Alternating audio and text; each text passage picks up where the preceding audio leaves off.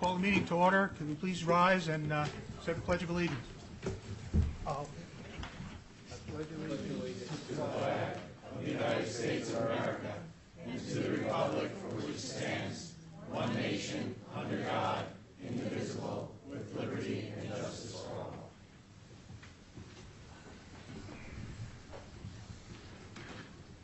This is a meeting of the Hillsdale Borough Council on this 5th day of April 2016. Notice of the time and place of this meeting has been provided to the Ridgewood News, Pascack Press, The Record, and Community Light. A copy was posted on the bulletin board outside of this meeting room and provided to any interested parties. Please notify the acting municipal clerk for any disability requirements necessary for attendance at mayor and council meetings. The fire exits are located through the double doors on your left. Please silence all cell phones and pagers. May I have a roll call, please? Councilmember DeRosa? Here. Councilmember Carthage? Here. Councilmember Lewis? Here. Councilmember Lundy? Here. Councilmember Rocco? Here. Council President Pizzella? Here. Just for notice, at 8 p.m., due to published time frame, we will be interrupting the meeting to do our formal budget adoption. So we'll continue with the agenda until such time as we get to 8 p.m. First item on the agenda is recognition. I'm very pleased that we'll be recognizing some of Hillsdale's bravest and finest for the duties they've done to help keep us safe. The first recognition is with Councilman Scott Carthage, who is the fire commissioner.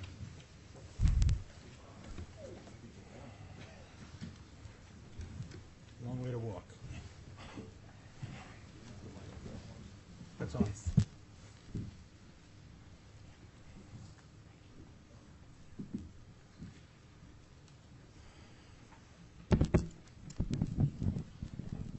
Do our best, Donnie and Marie. I don't think so. So, over the big storm where we had 3 feet of snow, the police chief and several of the first responders let me know what Steve LaFrance had done with one of his neighbors, and I wanted to honor him and his service. So the proclamation as reads is, whereas Steve LaFrance went above and beyond the call of duty to help a resident and a neighbor in a medical distress during Winter Storm Jonas on January 23, 2016. Firefighter LaFrance heard the medical call over the radio at his home of the distressed resident at 16 Trinity Place. Whereas firefighter LaFrance took it upon himself to shovel 15 inches of snow to clear a path to the distressed resident's home before the ambulance corps arrived so they could safely operate. Whereas firefighter LaFrance also assisted in safely moving the patient from her home to the ambulance on the scene. Now, where it be resolved, and it's got the mayor's name but not mine, Doug Frank, mayor of Hillsdale, commend Steve LaFrance for his dedication, tenacity, and hard work to ensure the citizens of Hillsdale are well served. And where, in witness thereof, the mayor of the Borough of Hillsdale hereto set his hand on the 8th of March. I just wanted to thank you for your service. It's amazing that people just jump up and help our fellow neighbors, and it's great that we have first responders like yourself. It's just snow.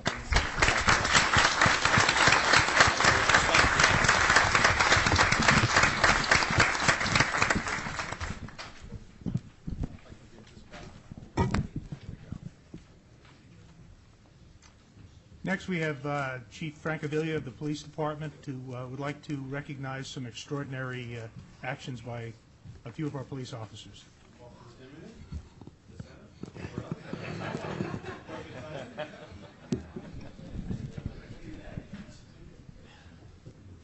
Thank you for having us tonight. Tonight's a very special night. I'm here to recognize Officer Zimmerman on the apprehension of 4 suspects in connection with identity theft and credit card fraud.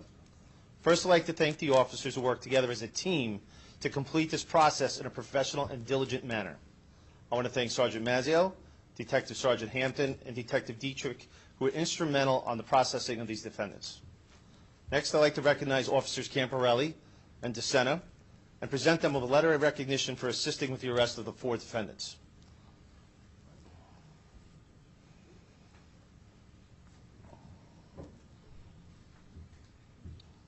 Good job, guys. Lastly, I want to recognize Officer Zimmerman for her actions on March 15th of this year. On that date, after she completed her shift, Officer Zimmerman went to Patron King Supermarket. When she entered the store, she saw a female using several different credit cards to purchase items, which she found to be suspicious. Through her education and training, she believed that the suspect female was committing credit card fraud. When the suspect observed Officer Zimmerman, she terminated the transaction and left the store. Officer Zimmerman conducted a brief field inquiry with the employee and followed the suspect into the parking lot. The suspect then met up with another female and entered a vehicle which was occupied by a male. Officer Zimmerman then contacted police headquarters, who detailed Officers Camporelli and DeSena to the area. The suspect vehicle stopped at the Wendy's parking lot, and after the investigation, 3 suspects were apprehended for credit card fraud. Officer Zimmerman then left the processing to the arresting officers on duty to complete the process. She responded back to King's to make her original purchase of chicken nuggets. Once back at King's Supermarket, Officer Zimmerman once again witnessed another suspicious transaction taking place.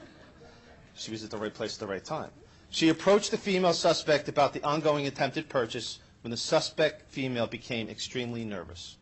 Officer Zimmerman walked outside with the woman to question her about the transaction. Then the suspect fled on foot towards the train station with Officer Zimmerman in hot pursuit.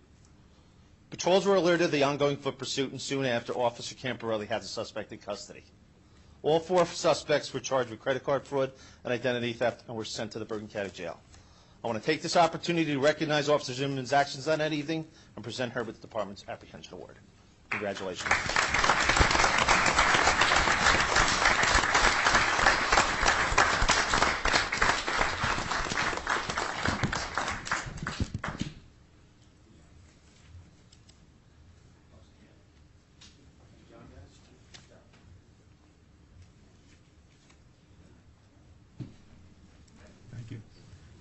You often hear people talk about working 24/7, and I think when you see a true professional, you realize that they never turn it off, whether they're working or not, and I think we appreciate what Officer Zimmerman did, and we're very fortunate to have you on Hillsdale Police Force. Thank you.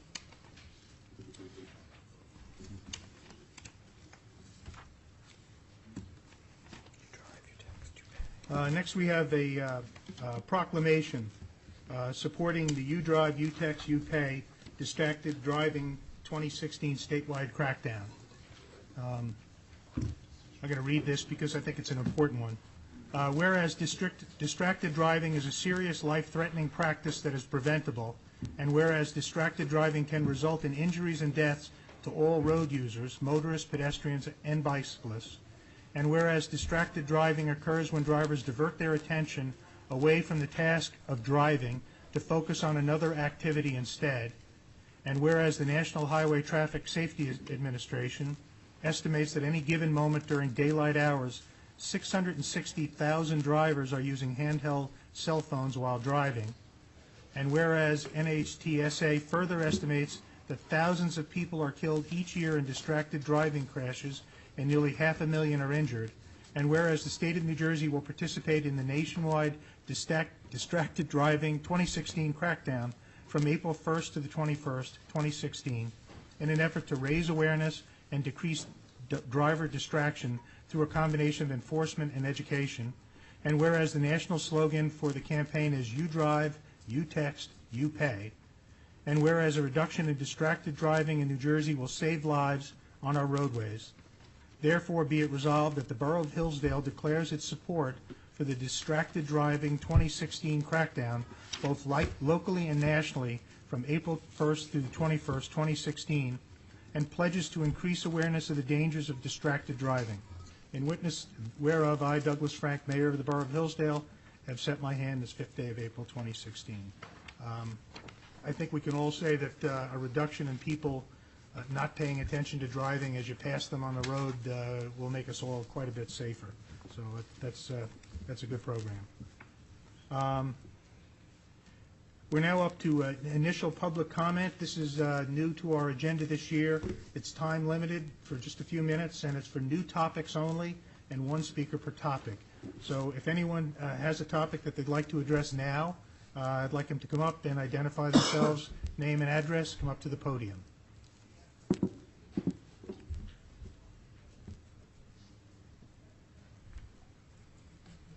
Good evening, Mr. Mayor, ladies and gentlemen of the Borough Council. My wife and I lived here about 30 years. Sir, could I have your name and address? Oh, please? sure. My name is Richard Aceto. We live on Orchard Lane, just a few blocks from the Anne Blanche School, and that's what generates my inquiry. Although our children are grown and living out of the house, we have a number of young children on the block. We know that Anne Blanche is an elementary school. That's a long introduction into our concern or our interest in the reasons for another cell tower that is, I believe, on Hillsdale Avenue right over the Parkway. And our question, it's really a two-part inquiry. One, why do we need another cell tower? And if it has already been approved, did you accumulate any empirical evidence regarding the effect or non-effect of such a structure on the neighborhood, particularly given the fact it's within a block or two of an elementary school? And we are all of us, as Americans, are aware of how environmentally conscious our country has become, and particularly in this computer age. And I must admit, 5-year-olds know I have all I can do to open my cell phone, let alone work a computer, so I don't understand the impact of these things. And if you could address primarily the issue of, will it impact on these children? Will it have any health effect, either temporary or lasting? Okay. Thank you. I've been asked to give an update on the cell tower status, and I was going to do that at last go-around to give you an idea of what we've been doing.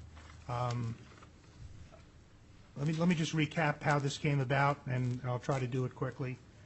We had a notice of a meeting from New Jersey Turnpike Authority that AT&T was interested in putting a 85-foot cell tower adjacent to the bridge to replace the temporary cell tower that was already sitting there. I attended that meeting with a number of residents, and we expressed a lot of concern and questions about why they selected that site. First thing you have to understand is we have absolutely no control over that property. We can't stop them. There's nothing we can do about it legally. It's their property. It belongs to the New Jersey Turnpike Authority. Oh, okay. We gave them a lot of information, and we were promised that we would get a copy of their report, which would include all of our objections. We continued to provide information to them since then, both myself as well as the No More Cell Towers group, which you may be familiar with. They've hired an attorney as well as an RF expert to discuss the selection of the location of the new cell tower. As far as the safety of cell towers, I think that's also something that's beyond our control. I believe the FCC has determined that there is no radiation risk beyond 15 feet from a cell tower, and there's nothing we can do about stopping that. You can't use that as a reason to deny a cell tower. You can't, okay. We went through that. I sent a letter objecting to the location to the head of the New Jersey Turnpike Authority, as well as to the governor and our local elected officials. Senator Cardinale, as well as our local assemblyman, also sent letters to the governor. I got a call from the general counsel of the governor expressing an interest in what was going on and how it was being handled. I then got a call from the chief operating officer of the New Jersey Turnpike Authority, and he came up here with his deputy chief information officer and met with me, our borough administrator, and Councilman Karsich. We had a very good meeting, and we discussed why that location was selected and what they could do. First, we told them to relocate it at a T-Mobile tower, which is located down about exit mile marker 166, that just has one carrier on it. We were told clearly that that was outside the range of the distance from the cell tower that they're up on Overlook. We have continued to give them information and feedback, telling them that we object. As I said, the copies of a report by the RF specialist that No More Cell Towers created, as well as their attorney's comments, was sent down. I have not heard back from them, other than that they would get back to us. I did send another follow-up, and I received an email today saying that they would be getting back to us in the next 2 to 3 weeks. So that's where we stand. There is nothing legally we can do to stop them from putting any kind of a cell tower on that property. But we're doing our best to discourage them. Well, Mr. Mayor, I appreciate your response, and I certainly understand when you say this is, in effect, you're telling us it's either state or municipal property, right? It's Therefore, state- we it's may or state may not property. have any rights. I guess part of my problem is, when you're not as cognizant, you see all these TV shows about what can happen, down the road, and again, I emphasize, even though we don't have young children, we are very concerned about life for other young children, neighbors, friends, family. That's why I raised the issue. But I do appreciate your forthrightness, and I thank you for giving me the time. Sir, just so you know, we have I believe, 130-foot cell tower just across the street here behind the fire department, and a 150-foot cell tower just over in the DPW. Yes, I know. If area. light a levity, I've been taking the train here for almost 40 years. That's why at night I glow, because I've been standing next to that tower. But other We than that, were informed by an RF specialist that you get many, many times more radiation every time you hold up a cell phone Oh, is that to your head right? and talk on it than you could ever get from a tower, even if it were in your backyard. well, okay, I feel a bit better, but thank you very much. You're welcome, sir. Anyone else with a new topic that has not been discussed here before? Can I speak on the same? No, sir. Only one speaker per topic at this time. There is a public comment session later in the meeting. We put this on the agenda just for new topics. Is this a new topic? Because you were here last week. or last Yes, month. it is. It's Okay. a new topic. Marisa Safali, 6 Manson Place in Hillsdale. I wanted to ask, I know that you were considering not having there's the dumpster that we put electronics in over on at the DPW, and I read in the paper that you were considering, due to budget, to maybe discontinue having that, having it available for us to put our electronics in. I understand it ran about $3,500 a year. If I'm, no, more, less? One estimate I heard is it could be as high as $12,000 a year. And this is double what it was last year. Do we get any, we get nothing back? Nothing. We pay to have it removed. What was funny about it is after I was at the meeting when you mentioned it, I happened to be at the dump the next day, and I took a picture of the amount of electronics our residents are putting in this dumpster. And I looked at it and I thought, oh, what's going to happen if we have no place to put this?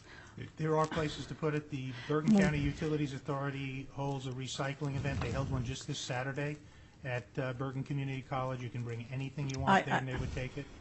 Also, you can make an appointment anytime during the week and bring it down to Moonachie. And the third choice you have is that if you go to Best Buy or any place, when you buy a TV, you can bring your other TV and trade it in at no cost. If you bring your TV there and you didn't buy one, you have to pay them a fee. I don't know if you'd like to see the pictures. I have several copies. If there's anything we can do as a community to keep this available, because I know you say Moonachie and all this, but I'm going to tell you where it's going to wind up. It's going to wind up wrapped in a towel in our garbage, radios, things like that, and it's sad. It's a wonderful opportunity for us to help stop this stuff from getting dumped, and it's obviously something that we use a lot. So maybe there's a possibility that we can find alternate ways to avoid having to drive to Moonachie, because I don't see that's going to happen. But I understand that you have to look for ways to cut the budget. This is on the agenda for this evening for discussion by the council. Oh, Electronic recycling, yes. okay, because I'm sorry, I looked at it, I didn't see it on there. I apologize. The only other question, I think everything else you're going to talk about tonight, so I guess I'm not allowed to comment on it until you bring it up, correct? You can comment again. We have an open public session All at the righty, end. I'll be back. Thank you. Thank you.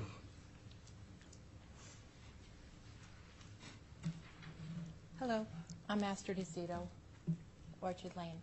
I wanted to ask if this is the forum to ask a question about the speed limit on Wearmouth Road. It can be, yes. 15 miles an hour is like what you do in a parking lot, and it's very difficult to maintain that speed and get up the hill, and I don't understand the reason for it. Can I just ask what the reason is for a 15-mile-an-hour speed limit on Wearmouth Road? This is Wearmouth Road. Between Pascack Road and the other Wearmouth. Okay, going up the Wearmouth hill. Lane and Road. Going up the hill. Lane. I'm sorry, Wearmouth Lane, because there's about 6 Wearmouths I know in the area. I know, it's crazy. You're talking about Wearmouth Lane. You could go. Yeah, yeah. Lane. Lane. Wearmouth Lane. I don't understand. And I've seen people pulled over with tickets. To me, it's just, I should say it nicely, is it a speed trap? I don't understand the reason for it.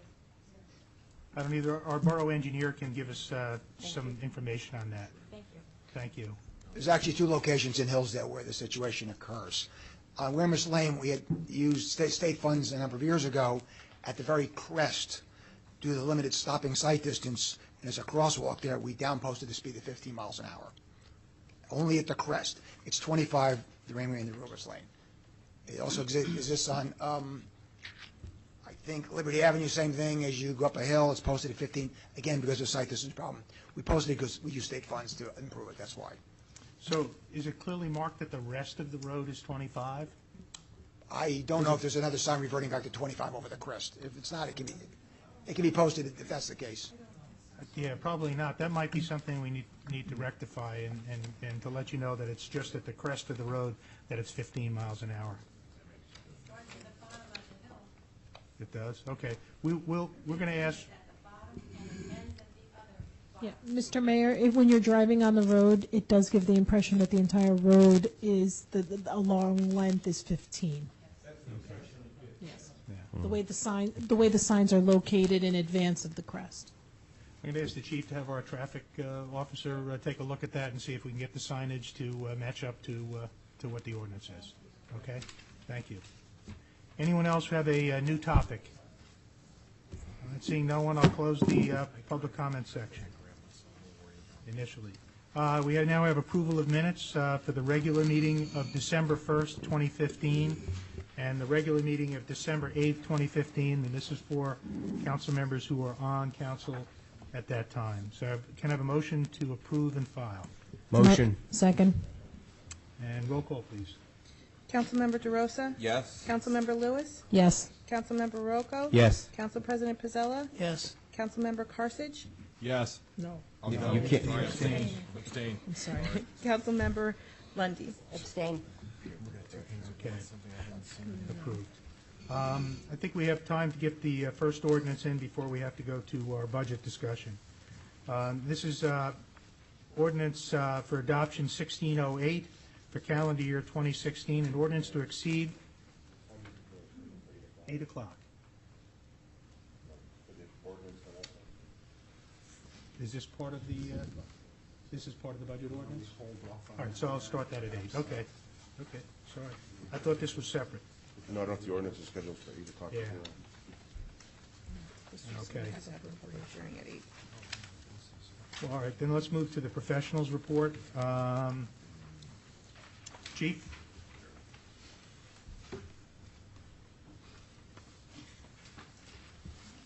Mayor, Council, Bob Franklin, Police Chief. During the month of March, there were 93 dispatch shifts, all were covered by non-sport personnel, except for one was covered by patrol officer. There were 28 arrests, 187 motor vehicle warnings, and 138 summonses issued. As everybody has seen, the pedestrian crosswalk sign down at Broadway and Park Avenue has been installed. I'd like to remind everybody that there are 4 points of contact. Please go to the crosswalk to cross, not in between the cars mid-block, and push the button, and a light will activate around the sign, alerting motorists of that you're attempting to cross. So please try to utilize that. I want to thank the DPW and Sergeant McLaughlin for the installation of those signs. They did a great job, I thought. It was done in a day and a half. And I especially want to thank the late Michael Baba for supplying the funds to have that sign installed. So I want to thank him. On April 30th from 10 a.m. to 2 p.m., it's a Saturday, we'll be participating in the DEA Operation Takeback. That's when residents can drop off their used or unwanted drugs. at the Hillsdale Police Department, which is located right below us. Please note that we do not accept syringes, hypodermic needles of any kind. And you had made mention of the distracted driver program.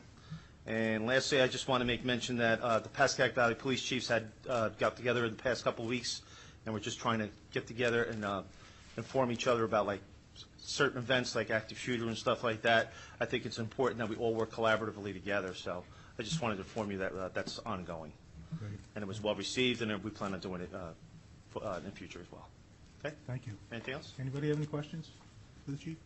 Thank you, Chief. Yep. Chris, we got 5 minutes. I'm very glad to see you up and about after your knee surgery. Okay, 2 weeks, huh? That's impressive. Good surgeon. We've been pretty busy. There's springtime. We're starting to get things dusted off and things moving out of the office. The Wearmouth Lane culvert and the 2 other culvert repair projects are waiting to get started by the other engineer for the better weather. I'm not sure what they're waiting for, but they're waiting for those 3 projects to begin. Wearmouth Lane, we're handling the gabion basket portion of those, and we've sent out RFPs to contractors in order to get prices back for stabilizing the stream below the actual culvert itself. The 2015 resurfacing program, which is lapsing into 2016, the contractor D&L Paving is ready to begin work. I know Mr. Joseph is swapping some streets around in the program for last year, but the contractor said he's ready to begin anytime we give him the okay to proceed. So that's good. He's ready to go, D&L. We completed the 2016 road condition survey. You asked me last month to do that. That's been completed. Results are aggregated and given those are also given to Mr. DeJoseph as well to make a selection of streets for 2016. 2016, I congratulate the council. You got a $155,000 grant for Hillsdale Avenue, which would be from Kinnickback Road going east as far as we can run the money out. So we're going to begin that survey work on that road probably this week and try to get that project down to DOT as soon as possible. And that can be combined with your 2016 resurfacing money as well. We can do this one big contract to get the benefit of a larger contract, so to speak, kind of a little mini co-op. On March 15th, we met with the DEP and the administrator and the Public Works Director. The DEP is making random audits of landfills in the state. They came up to meet with myself and the administrator to go over our records, some deficiencies at the landfill they want us to rectify. They're really minor in nature, labeling of methane pipes, some soil stabilization, equipment repair, et cetera, like that. So we're initiating that work. Water quality testing, I'll bore you with this. The water quality testing for Centennial was completed in March. We got the samples back. In the 6 samples, there was nothing remarkable in the sampling again. The usual constituents were found in the water, nothing that shocked us. Air quality testing at the surface Centennial Field.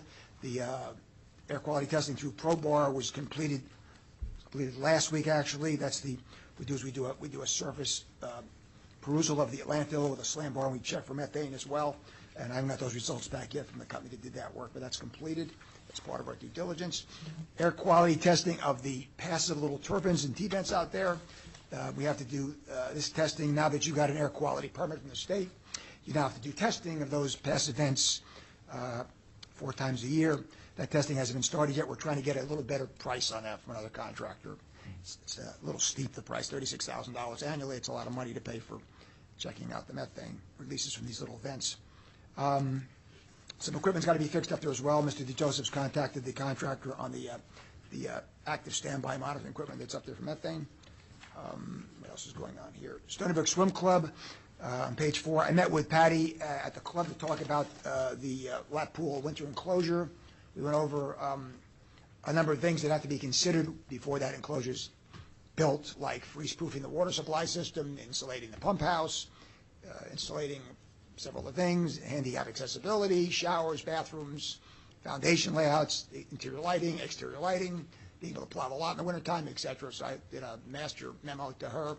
I think I haven't sent it out yet to the mayor and council yet, but I completed that with Patty, so I'll share that with the council. There's a number of things that have to be considered before this project moves along.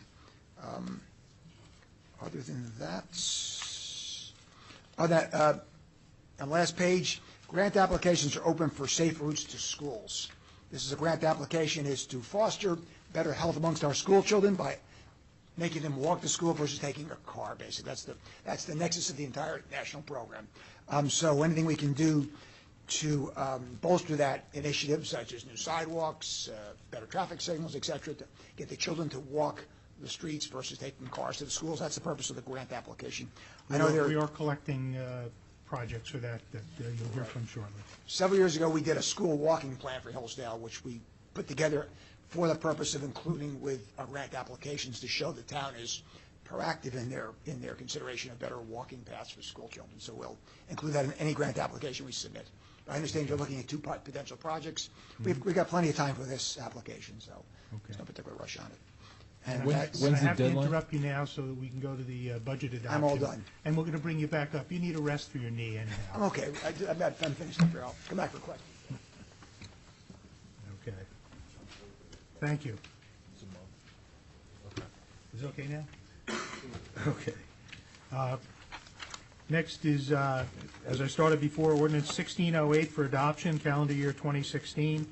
Ordinance to exceed the municipal budget appropriation limits and to establish a cap bank. For a public hearing, I'd like to open the public hearing on ordinance 1608. May I have a motion?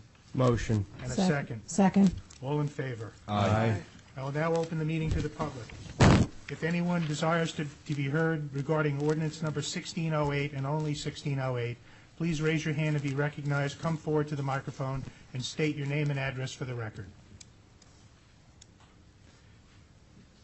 Seeing none, I entertain a motion that the public hearing on ordinance number 1608 be closed and that it be resolved that this ordinance was posted on the bulletin board on which public notices are customarily posted and published in the Ridgewood News. Copies of said ordinance were made available to the general public. Now therefore be it resolved that this ordinance be adopted and the deputy clerk is authorized to advertise the same according to law. May I have a motion to close the public hearing on 1608? Motion. To close. Second. All in favor? Aye. Opposed? No. May I have a motion to adopt ordinance number 1608? Motion to adopt. Second. Roll call, please. Councilmember DeRosa? Yes. Councilmember Carthage? Yes. Councilmember Lewis? Yes. Councilmember Lundy, Yes. Councilmember Rocco? Yes. Council President Pizzella? Yes. Next, we have the budget presentation. I'd like to give a brief overview. It's very similar to that given by our finance chair, Councilman Rocco, back in the point we introduced the budget. Budgeted spending is an increase of $156,634 over the 2015 budget. That brings us in at $12,991,000. The budgeted tax increase is only $106,966. There is no new borrowing in the 2016 budget. The municipal portion of your taxes will increase 1.24%, which is equivalent to $24, including the library tax, for the average house valued at $464,000. School taxes and county taxes will be on top of this. You've probably heard it 100 times, but the municipal portion of the taxes is 20% of what you pay on your property taxes. 70% goes to the schools and 10% goes to the county government. So we're providing police, fire, DPW, all your municipal government comes from 20% of the taxes that you pay in Hillsdale. Some major elements of the budget are some staffing changes. We have savings in salaries and wages due to restaffing of our DPW and new staffing at our administrator, CFO, and clerk, where we reduced one person and benefits. And we're currently in meaningful negotiation with our PBA, where our contract expired at the end of December of last year. In capital investment, we are funding an additional $150,000 in capital for needed upgrades to equipment this year. This includes vehicles and equipment for the police department, equipment for the fire department, and as well as DPW. We've also funded an upgrade to the audio system in this room, which is desperately needed if you've ever tried to watch one of these meetings on TV from home. In addition, we've got $50,000 of capital for Stony Brook Swim Club for new pumps. So all again, $200,000 in total of capital improvements, none of it being borrowed, all being funded internally. In capital, we're going to see the benefit of the large capital projects authorized and borrowed for last year. We revisited some of the plans and made adjustments where needed. The 2015 road resurfacing program wasn't done, and it's been modified, and we're going to do that this spring. We're in the process of finalizing that. Upgrades to one of our fire engines was done, and a new loader for the DPW was acquired, as well as 2 new police vehicles that have also been delivered.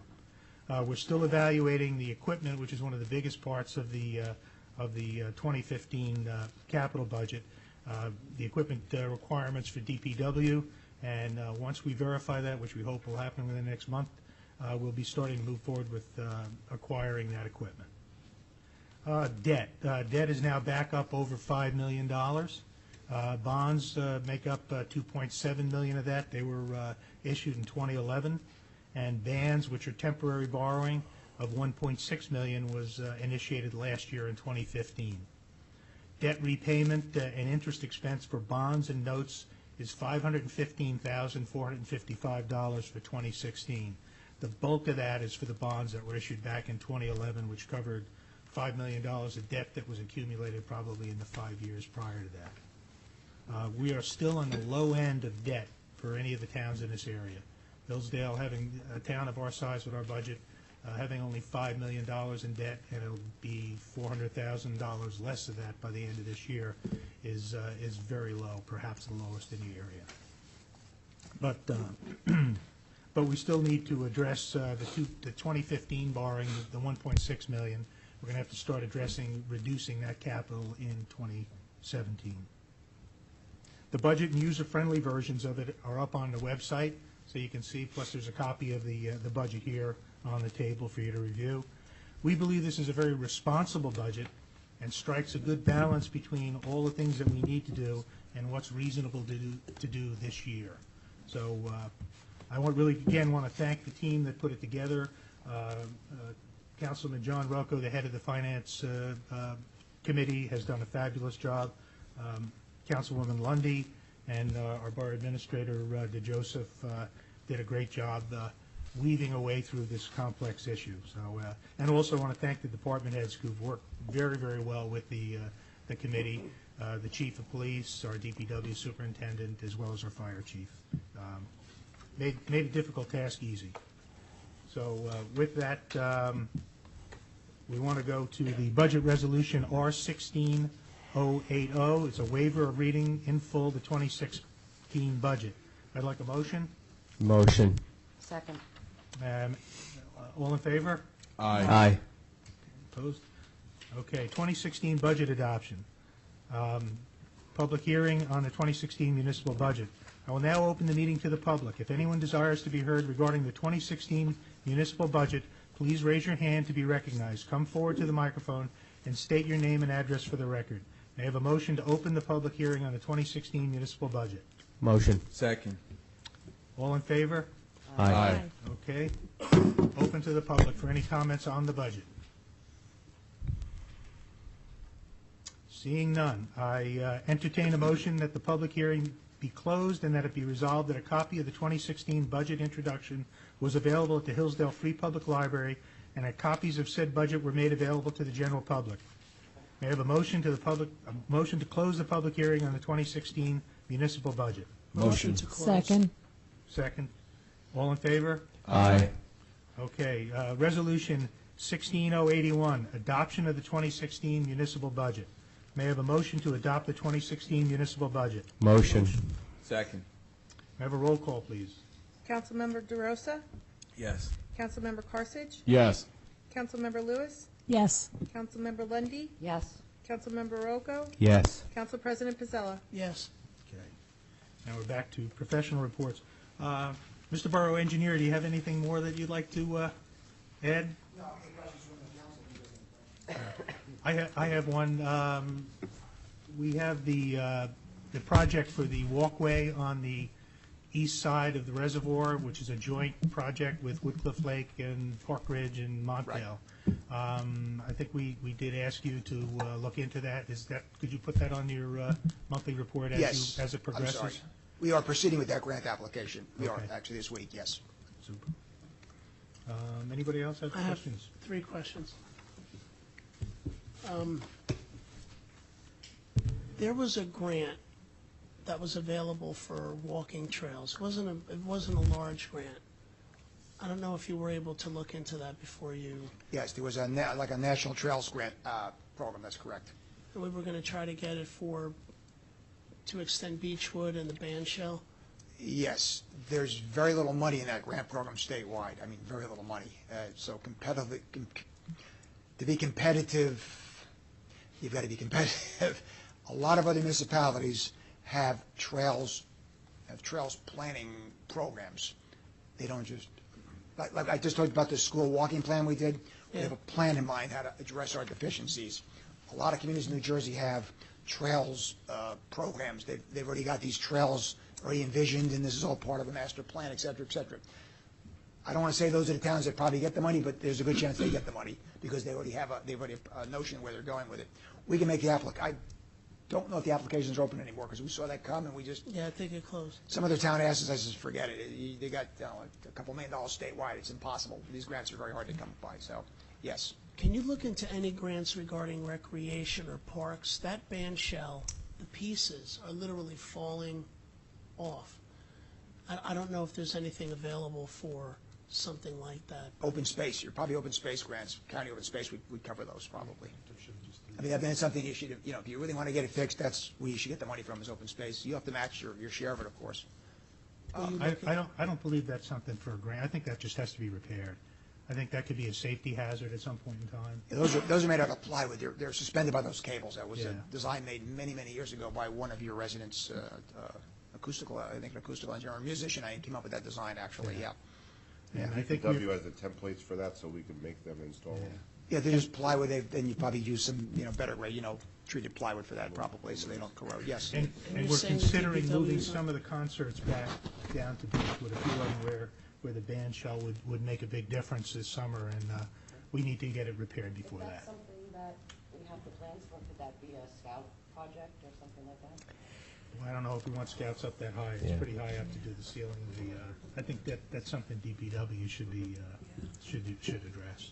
Yeah. Two other things. New Jersey Transit. I know that you have a relationship with, or from the past had a relationship with New Jersey Transit. We do, yes. They have now had our train grant since September, and we're waiting for a signature. We can't move forward without that signature. Can you possibly, I know that Mark Medeo and I have been calling feverishly. Can you try to see if maybe you can get somebody to sign this? Sure. And then also, could you call Open Space and speak to Elaine Gold? Is it necessary for us to have this 20-year lease? When we originally applied for this grant, we were told by New Jersey Transit that they normally don't have leases that are that long anymore, and it really doesn't matter. But now that's one of the issues, and so I'm trying to see if we can get a waiver on that.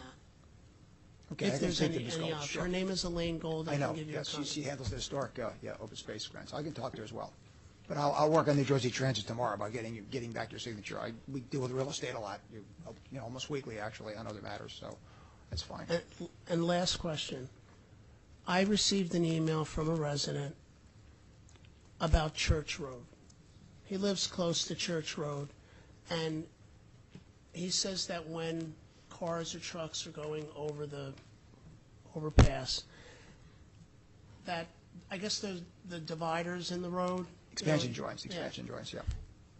They're very loud. So I went there on Saturday, and I listened. They are really loud. I mean, is there anything that we can do or get Suez to do where they cover them or they, I don't know, tar them over so that when you go over them, you're not literally hitting the dent and the metal that's in those sections? Is there anything that's possible? You're talking about off the bridge itself, but on the new causeway? Yeah, on the causeway. The causeway, As not you the pass, bridge. like every 10, Right, every 10 feet there's an expansion joint. Yeah, they can use a pourable mesh. They can just fill those up so they're flush or very relatively flush with the surface. I'll be glad that Is that something that we should do, or should we wait until we discuss the parking and the walkway, or is that something that you would allow Chris to do? I think I'll that's do it something right you can do now. immediately and have Yes. him do It's it. very loud. I mean, it really Absolutely. is. And It makes- anybody who lives in that area. They may still have the contractor on the contract anyway. I'm sure they're just cleaning up all the paperwork with the contractor. So let me reach out to them and see if they can seal those joints. And last thing, the trees by the new bridge. Yes. Those trees seem to be dead. We were going to check into them last year, and I'm wondering if we can check into them again. They're on the other side of the brook, or they're on the brook side after the bridge, closer to the post office. Okay. If you We'll could- take a look at those this week, and I'll flag them for the contractor. He'll replace those. They're warranted. Thank you. That was 6 things. Anything else? He said 4. He's counting. Did he say he only had 4 and he had 6? No, I said I had 3 and I had 4. 3. You know me, Thank you. they laid $1 more. I'm here if you need me for anything. Anything else? Anyone else have anything for Chris? No? Thank you. Great, Mayor. Great to see you back.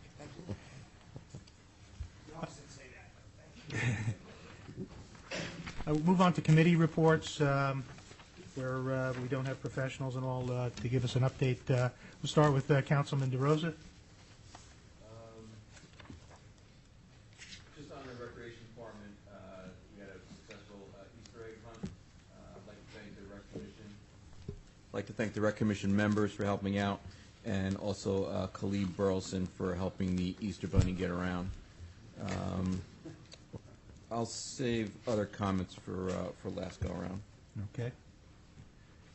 Councilman Gorsuch? Nothing to report right now on DPW or fire. Okay. Councilwoman Luz? Yeah, I wanted to talk about, well, right now the Board of Health is having a meeting, so I don't know their update at this point. Last night I was at a meeting for the Hills Valley Coalition. This is a coalition of 4 towns in our area: Montvale, Woodcliff Lake, Hillsdale, and Rivervale. It's a 4-town coalition that addresses the needs of the community for all ages: drug, alcohol, stress, dependency, and tries to offer programs, assistance, resources. So they're getting together to have a resource night. I think the date right now, it's not, they were discussing different dates. It's going to be May 4th, and I'll publicize that. But every quarter they send out a newsletter. Look for it. It's called the Hills Valley Coalition, and it has a lot of information that addresses different needs we may have as a community, and it's a great source of information. And I'll keep everybody updated with when the resource night is. That's it.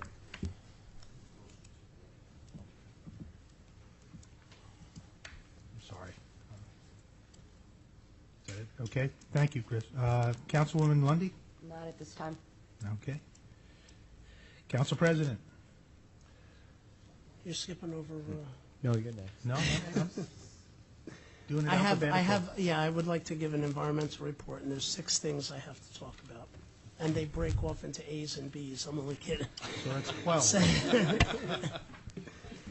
The first thing I'd like to let everybody know is that the town cleanup day is April 23rd from 10 a.m. to 1 p.m., and there's going to be lunch provided from the town. If you're interested in helping, you can contact the Environmental Commission at hec@hillsdalenj.org.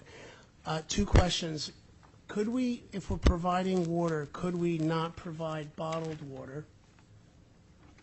Because it ends up getting thrown where everybody just cleaned.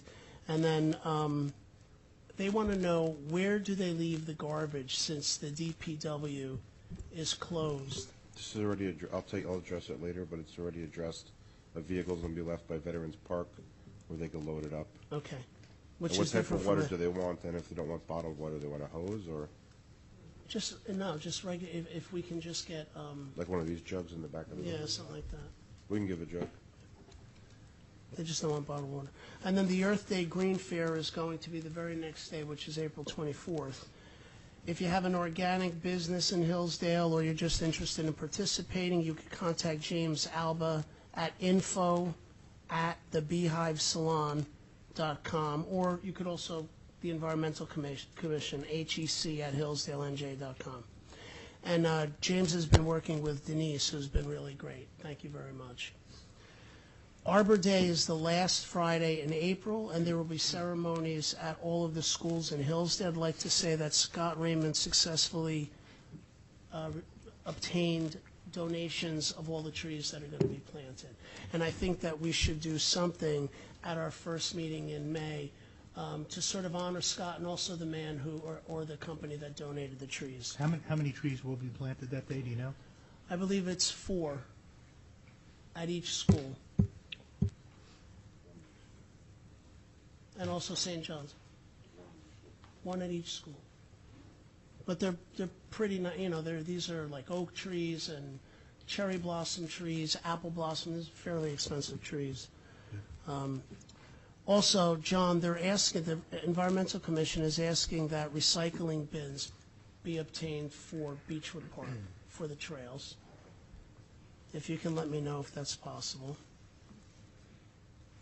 And I also wanted to thank John. We have for a very long time not really had an adequate tree maintenance program.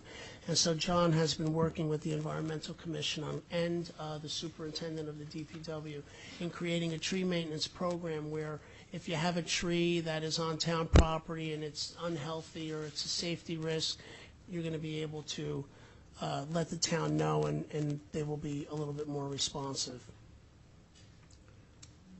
And the next EC meeting is April 18th at 7 p.m. if anybody wants to go to it. And the Board of Ed meeting last night was a closed session meeting. Their next meeting is also April 18th at 7 p.m. at the George White School.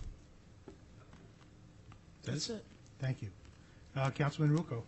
Thank you. 3 things. The seniors are going to have their monthly lunch coming up April 20th at 11:30 at St. John Baptist Rec area. Second, the Pascack Valley High School Day for Seniors is coming up on April 14th, Thursday, from 8 a.m. to 2 p.m. It is really a great event. If you haven't attended it and you're a senior, I strongly recommend it. The students do a fantastic job of making everyone who comes to school welcome. The administrators have the day set up. You get to choose the classes that you go to. You learn as well as enjoy. My wife and I attended last year, and it was just an overall phenomenal experience. And then they do fet you lunch at the end of the day, so it really is worth it. You could respond, I guess, by tomorrow to Stephanie Tomaselli at 201-358-7060, and let her know if you're coming. Okay. And then third item is there's a caregivers conference. It's given annually, and it's given by the Department of Human Services, the Division of Senior Services. And it's coming up this Saturday, April 9th at Felician University. It's from 10 to 2. Eleanor Contreras runs it, or she coordinates it. You can either call me or call Eleanor. She can be reached at 201-336-7416. It is a good opportunity for anyone who has responsibility for a parent or a sibling who needs the care. There's a wealth of information that's handed out at this conference, both in terms of presentations that they make as well as handout material. And it goes anywhere from transportation to available assisted living facilities, you name it, anything the county offers to senior citizens. There'll be a booth or a person there who can answer questions and provide you with information. So it's well worth it. That's all. Great. Thank you for the report.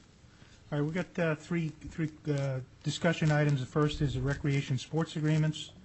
Councilmember DeRosa. In meeting with and talking to the various associations, they've asked a couple of questions regarding insurance. I met with our risk management company last week. She was able to provide me with a decent amount of information, including the policy, which I forwarded to the associations. So I have a meeting with basketball here tomorrow night, soccer Thursday night, and hope to, by next meeting, be able to report on where we're at as far as closing the gap here to get the agreement signed. that's all on that right now. I think we need to establish an end date. You and I talked about it, and I think we've got to say it's May 30th or. That's fine. Or. Yep. I don't know what the or is, but this has been going on too long. Yeah. Okay. Next item is electronic recycling, which was brought up earlier. We've discussed this, and I left it open for the council to come up with a recommendation for a policy. Does anyone care to field this? I have a comment about it, but Okay. I thought about the different options that you put forward, and is there a way where and if there's a way where we can save a little bit of money and not have as many pickups, I'm for that. I'm a little bit, I think that would be a good compromise. I understand the necessity to save money. I also think it's a great service to have. It does promote recycling. If we can save a decent amount by not having as many pickups, I would be for that. How would you propose to do that, seeing as it's not a pickup item, people just drop it off at DPW? No, when the party that picks up the electronic, If it doesn't fit in the container, as soon as the container's full, they come and pull the container. Well, the contractor takes it. We don't the contractor takes the container down to, yeah, we call the vendor when it's full, and they take it and they replace it. So if it's full and we say, no, we're not going to pull it for another 2 months, I can tell you what's going to happen. You're going to have TVs outside the container all over the DPW yard. The problem is, as has been explained to me, is that we're getting too many of the old TVs, and they have no value, and they take up a lot of space and weight. Computers and other electronics are fine, but it's the large TVs that people are phasing out that are taking up a lot of space. And when I spoke to the vendor, they said they have no value, and they're almost to the point where they have to pay themselves to get rid of it. They can't even salvage enough out of it to make it worthwhile. Thus, we've had our costs doubled.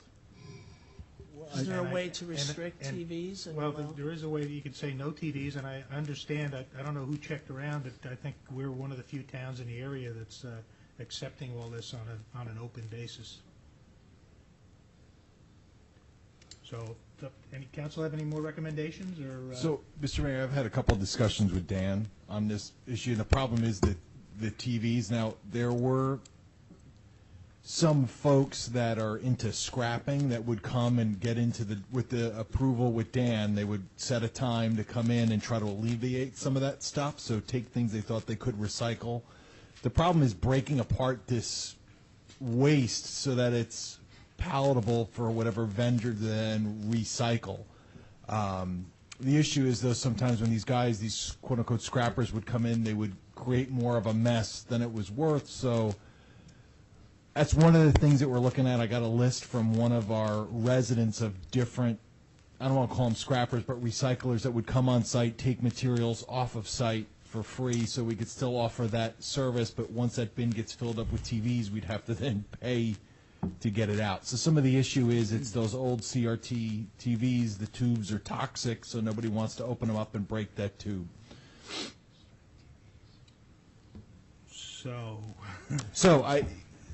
to wrap up, I still want to, I think, investigate, see if there's other folks willing to come on site with the materials that residents dump to lower that amount so we have less that we have to ship. So to lower the cost that way with folks that are I don't want to say contracted, but we give permission to come to scrap whatever's in that bin to lower the amount of the materials. But I would like to come up with a policy versus just doing it ad hoc. Okay, when can you get back to us by our next meeting next week? Yeah. Okay, that's great. Mr. Mayor, what is the cost of continuing in the current mode? According to our DPW superintendent, it would fill up one container a month, which is just about $1,000 to go a month. $12,000 a year. $12,000 a year. And we already pay taxes to the county to have them arrange three or four countywide pickups. Where they also take tires. This isn't the hazardous waste. They also do the hazardous waste at the same sites, but they do tires. They offer paper shredding and electronics. Yeah, it's a county, and the county will also take it with an appointment. You don't even have to wait for their events. You can take the TVs down to Moonachie, but as we were told, that's pretty far to go. And by appointment, it's only at Moonachie. Correct. Other times, it's at Camp Gaw and Bergen Community College. Yes, yeah. I think that has to be factored into whatever policy that the council chooses. I, All right, so we'll, go I'm ahead. sorry, the fact that we're able to or have to discard a container every month shows how frequently it's being used. As good as the county programs are, it certainly isn't convenient to go to Moonachie to dump a TV. And I think that electronic devices are only on the upswing, and the necessity of having, or the benefit of having the containers here is certainly there. I would believe that the larger TVs are gradually be phased out, and they won't be taking up as much room in the containers. One resident made a good point. The reality is I think people will take their small devices and try to shove them into regular garbage cans. So while I'm not offering any solution for the cost, I'm making an argument that the need to have it is there. I agree. I think if we're filling up a container a month, there's a need in it for our residents.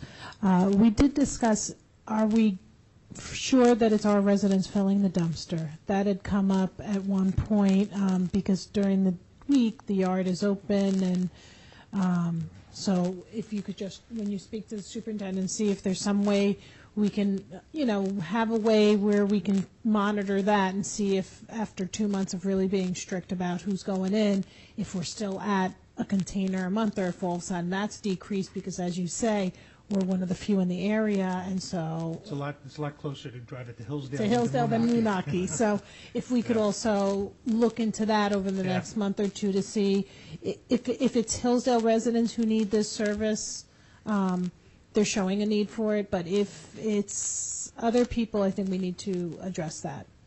Okay. And certainly at the county, you have to show county ID. You have to show that you reside in the county. Yeah, they'd have to give a driver's license to have a Hillsdale residency on it. Okay, we'll wait for Councilman Gorsuch. I just have two comments for the mayor and council and the public. I think it'd be recommended possibly to our residents to utilize retailers if they can return the items there, so there's no additional cost to the borough. And also, this is again another example of an unfunded state mandate. The state requires us to recycle these. They do not want it in the garbage stream, and we have to now foot the bill for this. Thank you. And your point about retailers, if you buy a new TV, they're going to take your old TV back for free. Computers as well, yeah. There's also a store in town that will buy your cell phones. Okay. Better to sell than to just dump it away. It takes a lot of cell phones to fill up a trailer. Yes, it does. Yeah, mostly TVs. Okay. Okay. All right, we'll hold off till Councilman Gorsuch gives us some more input, but can see where that's going. And the third is the Hillsdale Ambulance Corps is requesting use of the excess parking available in the New Jersey Transit lot along the railroad tracks by the DPW garage. I think that's related to the carnival they're going to have in August. Mr. Borough Administrator, aren't there some restrictions on that New Jersey Transit property? It's a permit parking till 10 a.m. approximately, till 10 a.m. And my recent observation of that, there are not numerous spots there in the morning anymore as there used to be previously. Yeah. A dozen or two, maybe, not even. Do we have jurisdiction over that? Well, you issue something, borough but issues the would we You issue have, the permits. would we have the right to close it, though? Is that, I guess, my question. Well, that's what I'm at. Right. What do we do when the fire department has their carnival? Well, but this is different because they're getting their permit from New Jersey Transit, not from Hillsdale, correct? Those No, the few permit- spots, or, The borough but issues a is it the same permit that's in the commuter lot? Yeah. That's residents. Right. You're talking about non-residents, basically, along the Right. tracks. I don't think we can do it, and I think the ambulance corps is going to have to do the same thing the fire department does, and St. John's has already agreed to provide parking in their lot. So I think, I mentioned it to the chief and captain rather, and he didn't think it was an issue, although he wanted to socialize it with some of the committee members. Okay. So I can follow up on it. yeah. And certainly in August, they're going to have a lot more spaces at St. John's than they do when the fire department does that, because I know that displaces the teachers and a number of people. So more of a problem. Okay. So we'll leave that with you, Councilman? Yes. Okay. Under new business, we have correspondence. The first is a letter dated March 9th, 2016, from Bo Petrovich, requesting approval for dates for a new Hillsdale 5K event, the October 5K. Date requested is Sunday, October 2nd, 2016. I'm going to ask, again, Councilman DeRosa, my understanding is they haven't worked out many of the details on this yet. Are you familiar with this from REC? Did this come through REC? It did, but we've done this before. No, this is something. They do this every year. No. No. No, this is new. This is a new one. This isn't the triathlon. It's the same Oh, person who I'm sorry, sponsors the Mary. triathlon, but it's a new event, a new time period. Okay. There's what some of the correspondences said they would try to use courses previously used in Hillsdale, but I don't know if that's confirmed. Yeah, Right, see, that's, yeah. I think, we're at the point where we don't even know what the route is, although they suggested they could use a route that's already been approved, which is fine, but we haven't necessarily seen that. There's a rec meeting Thursday night. I can take it up with you. Yeah, I would recommend that we motion to receipt and file and not hold off approval until we get more details and get approval by the PD and find out what they're going to need and support from the auxiliary police and so on. So we have a motion to receive and file. Motion. Second. All in favor? Aye. Okay. Second item is a letter received March 11, 2016 from John Clark, the Pascack Art Association, requesting the use of Veterans Park on June 18, 2016, with a rain date of June 19, 2016. Can I have a motion to receive, approve, and file? Are there any questions on this, on approval? I assume it went through the same channels it's supposed to with the police and DPW. This went through the channels already, Yeah. didn't it, Chief? Yes. Yeah. Okay, motion to Okay. receive, approve, and file, please? Motion. Motion. Second. All in favor? Aye. Okay. Next is a letter dated March 8, 2016, from the Sundial Garden Club requesting permission to use the Hillsdale Railroad Station for its annual plant sale on May 7, 2016. This is a great annual event. We have a motion to receive, approve, and file. Motion. Second. All in favor? Aye. Okay. Next is a letter dated March 15, 2016, from James Alda requesting permission to use Veterans Park for the Environmental Commission's Earth Week event on Saturday, April 24th, 2016. Has this also been reviewed by the police and all? Yes. Is this the one where he's asked to close Park Avenue? Yes. And that's not a problem? Okay. Super. May I have a motion to receive, approve, and file? I have a question. Oh, okay. Question? On his letter, he says waive any permit fees if possible. Some of them are coming from the Board of Health because it's the food license and things like that. Should we check with them? Yeah, that would have to be from the Board of Health. We can't waive that. Yeah, I mean, he says if possible, so we can, I think, approve this and still if we. It's on their agenda for tonight? Okay. Do you want to thank check in the back room and see Yeah, if you it's can been check and approved? see. There's a New Jersey Wine Growers is also interested in coming. Yeah, because they were going to Yeah, have but wine there, too. Yeah, that could be an issue. That's something that I could address that. That was the original letter, but I believe the Environmental Commission is reaching out to him to let him know that they're not really into that. Remember, it's the Environmental Commission that sponsors this event, as well as they work together on it. Okay, so some of the things in the letter might, Was this the one where they also requested coverage under the town liability policy? a year, they had a year ago they had, and I think they requested But they again. didn't have wine at that one, did they? Right. They're not going to have one this year. Okay. Well, again, let's wait until we get a full Yeah. report as to what's going on. Okay, and for the so board. motion to what would? Receipt and file. Receipt and file, motion. No? They need It's a. for April 24th. Okay, yeah, that's not much time, but we don't have. They submitted hold harmlesses to the borough clerk already, as well as insurance certificates as well.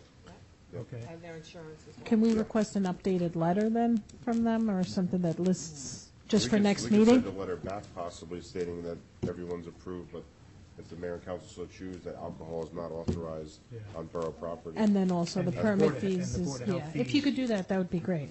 What do we do with the Board of Health fees? That's Those all are the for Board of Health. inspections for health, I'm assuming they have Yeah. to be charged. We can't waive those. Right. Yeah. Okay.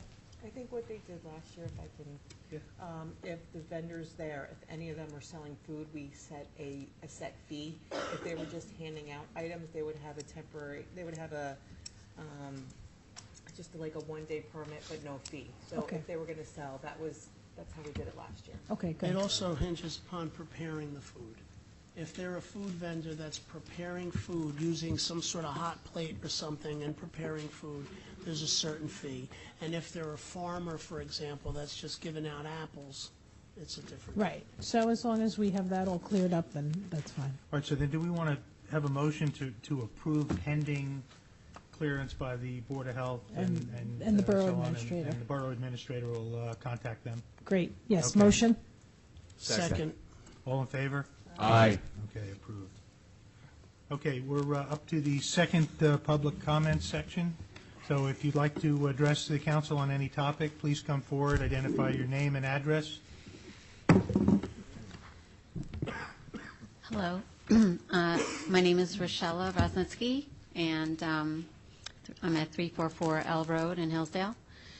And I'm here to talk about the cell tower issue. I'm one of the representatives for the No More Cell Tower group of Hillsdale. And I just wanted to, first of all, thank you all for your continued support in trying to do something about the cell tower. And for some of you, I know have signed a petition. And thank you for that. And I know a lot of people are here who have signed the petition. And if you have not had a chance to sign it, it's on gopetition.com under Hillsdale Cell Tower. And we're actually up to about 430 signatures and families at this time. So there's a big concern about this specific cell tower, and primarily because we already have two in the town, and we have one just down the street about 2,500 feet away, which is right there next to, and it may not be in Hillsdale, but right across the street is Hillsdale. So we have a lot of concerns, and the fact that this is going to be right by this school, right by Smith School, a lot of families are very concerned, and also it's a very residential community. There are no businesses. It's not a downtown. It's all homes. So as most of you know, we have put together a report. We hired an RF specialist, like the mayor said, and he had evaluated the situation, and he had submitted 2 options for a proposal of where else it could be placed. Option A was placing it at the existing Verizon cell tower, which is down Garden State Parkway at about exit 166, which does not have anybody else on there except for one vendor, and that's T-Mobile. So they have plenty of room there. And the other option was at exit 168, right when you get off of the highway at Hillsdale, because there's a lot of foliage around that area, not only in the middle, which would disguise it a lot better, but also to the left and to the right.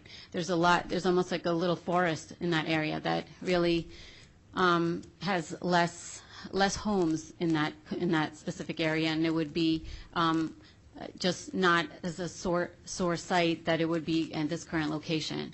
And I know, Mayor, you had mentioned that you spoke with the governor's office, who was imperative in getting together the COO to come here and speak to you about the options and what has been done for them. And I know you had mentioned that option A, they said, was too far to have that existing cell tower. I was wondering what they said about option B. which is what the RF specialist recommended at exit 168 with that area of exceptionally large foliage over there. Was there anything said? I forwarded the entire report that you had provided with the legal opinion as well as your RF plus the petition. I forwarded it to the COO of the New Jersey Turnpike Authority. Which we have done also. The last thing he has said to me, they haven't made any final decision. They're going to get back to us in the next 2 to 3 weeks and let us know what their plans are. And that information came to me late this afternoon. Okay. So I know you mentioned. I know you mentioned that the first option they said was too far south, but I didn't know if they had entertained the second option, which was at exit 168, and if they had even thought about that. I had presented that to them, and they were going to get back to us when they get back with the final answer. Yes. Okay, and I appreciate your telling me offline that it would be okay for maybe our attorney to be present possibly at the next meeting so that they would be able to possibly answer any questions or represent our point of view as well. I advise the Turnpike COO that at any subsequent meetings that you had requested both your expert and your attorney to be there. So he's aware of that. Okay. And you had mentioned something about the them, AT&T saying something about the light pole.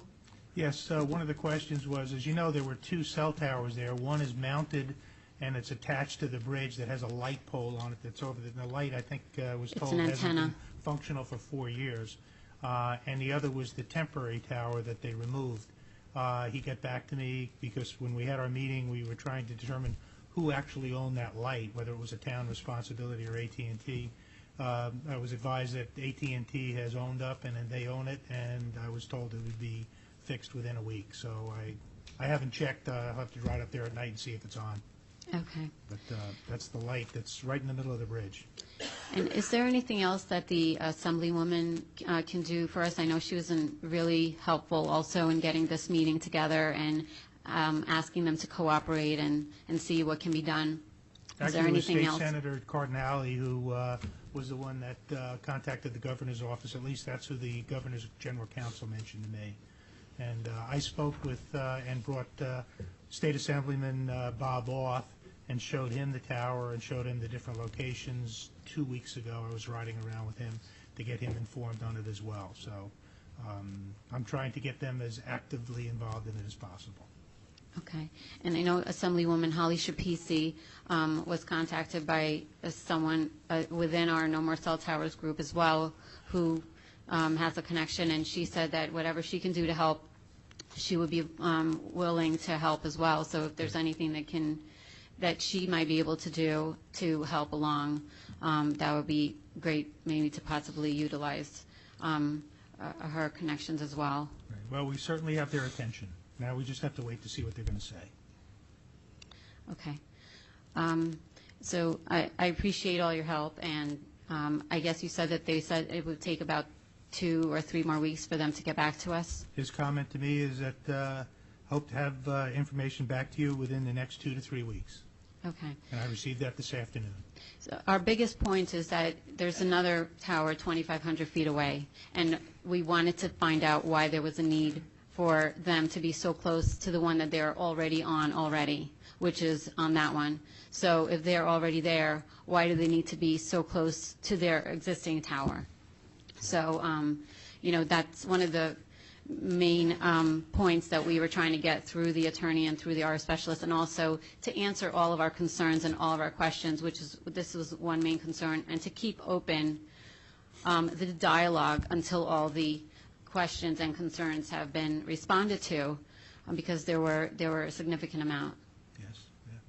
Yeah. Okay. Thank you very much. Thank you. Anyone else? Yes, sir. Yep. Same issue. My name is Bruce Brenner. I live at 180 Wilramus Road here in Hillsdale. I have a real problem with this tower because, and the location is going to be on like the southeast corner of Demarest Farm Stand property. Am I correct? When you come over the Parkway? No, sir, it's not on Demarest Farms property. It's on the median island in the Garden State Parkway between the northbound and the Okay. southbound lanes, All right. basically where the small tower that's attached to the bridge is now. All right, But the proposal is to move it either not there or move it as far Well, south it has as to be possible. somewhere else, right? 'Cause, Pardon? I mean, you can't put a tower that size and wait on the bridge. That won't work. No, it would it's be, not going on the bridge. ground. They're basically replacing a tower that was already there. It was Much, just- it much was a- smaller one. Right. Well, It's Yeah. going to be much smaller. Well, Smaller. no, my issue is, that's going to put me within 150 feet of the tower, my bedroom. I don't like going to sleep at night with one of these things sitting by. They can give you all the assurances in the world that there's no harm, but we may find out 20, 30 years from now that maybe there was.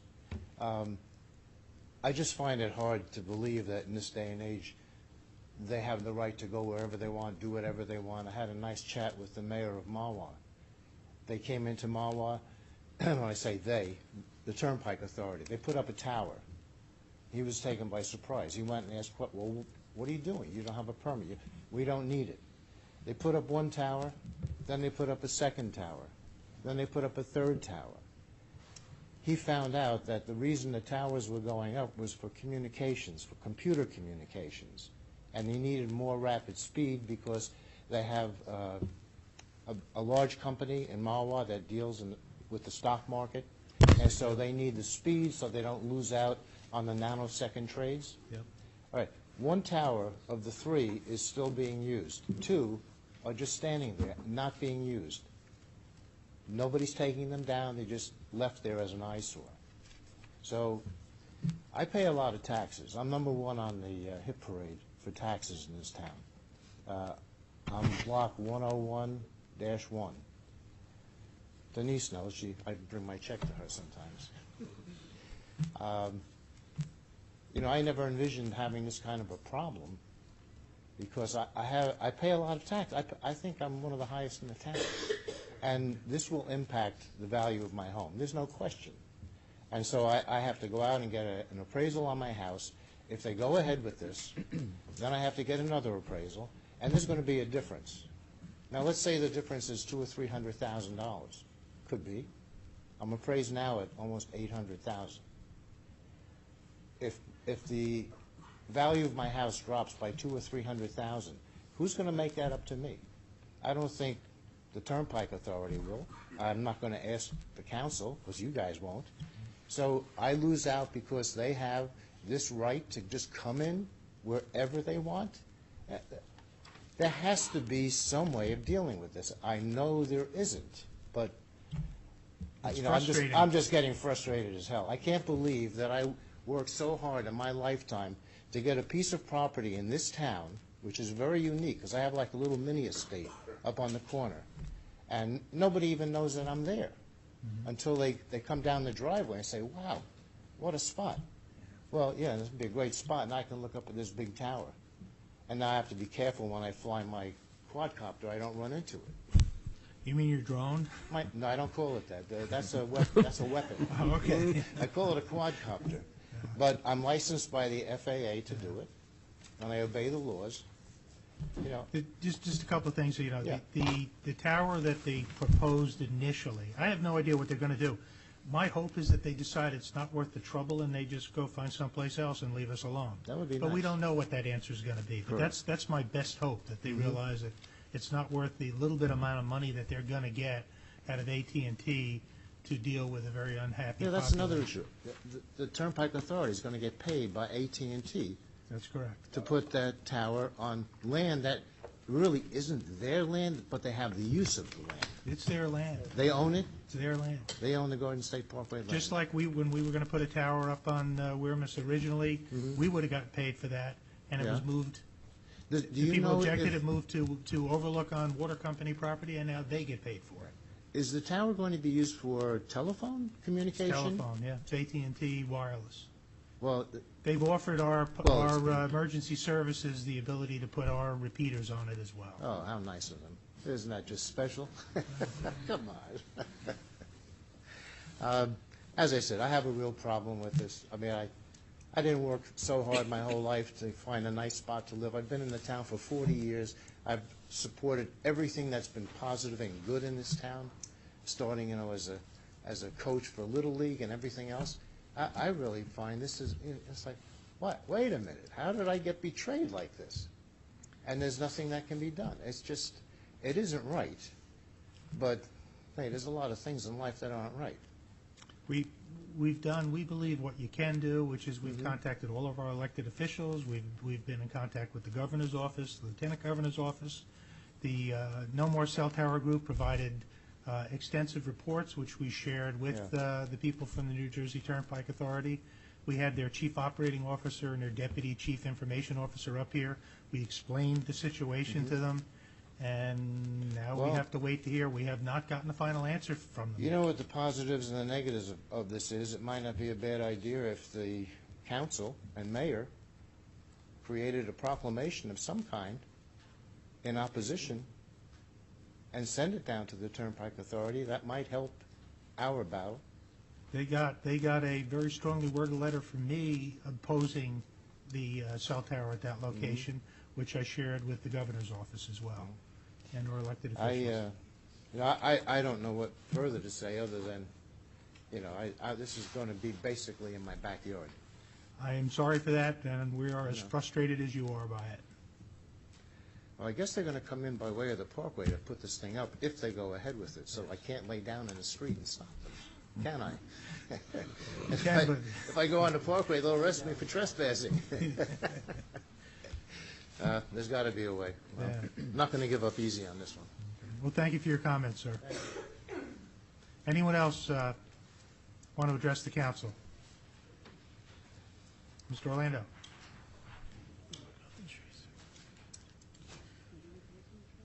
My name is Nicholas Orlando, One Ridge Court, Hillsdale. I came before this council on March 8th, reporting to you destruction of specimen Quonset cherry trees that are over 40 years old. I'm not going to repeat that whole situation. It's not the way I think it should be done. I am still, however, waiting for this council to respond to that. But I am here today to report to you that on Hillsdale Avenue, approximately 150 yards west of Pascack Road, on the right-hand side, the property, I think the lot number is 746. It's a Tandy and Allen property. And there's I think it's an AT&T electric panel on that property. And along that electric panel, side by side, I do have photos, there were two very beautiful arborvitae trees planted when that panel was installed. And that's more than 20 years ago. Those trees have also been sheared back to the trunk line. And I cannot understand the reasoning behind this or what the plan is, if there even is one. Again, private property, arborvitae trees, you shear them back to the trunk, there's no way. You'd be better off coming and knocking them down. Again, I'm not going to waste a lot of your time on that. I am asking you to take a ride. It's about a mile west of here, and just look at it. And you look at them and say, that's fine. But I don't believe you would think they are fine. So I would greatly appreciate, again, looking at that and try to get an understanding of what, if anything, is the plan for pruning or shearing on private property. I'm not able to understand this. I'm not sure that we did that. That would be Well, something I you have did mention to determine. you earlier, Yeah. and I can't absolutely guarantee that, but it seems illogical for the owner to want to shear half of, these trees are about 13 feet tall. Shear 5 feet of it and let the rest, I showed you the photos, Mr. Yes. Frank, and again, I'm not wasting a lot of your time on this. I'm just trying to figure out what are we doing here. We have so many other issues in town. It can't be tree pruning on private property unless there's a emergency, violation, or a threat to pedestrians or traffic. Sir, that tree might have been pruned because that piece of property is a developable piece of property that's recently been given approval to build some housing. We tried to save that piece of property and preserve it, but it has some contamination, and so we really couldn't take it. I'm familiar with that, yes. If you walk through that field, you will see many trees that are painted with a fluorescent red. Right. Those are all the trees that are going to be cut down. Okay. It could have been the owner of that property when they were doing testing or whatever for getting the approval rights.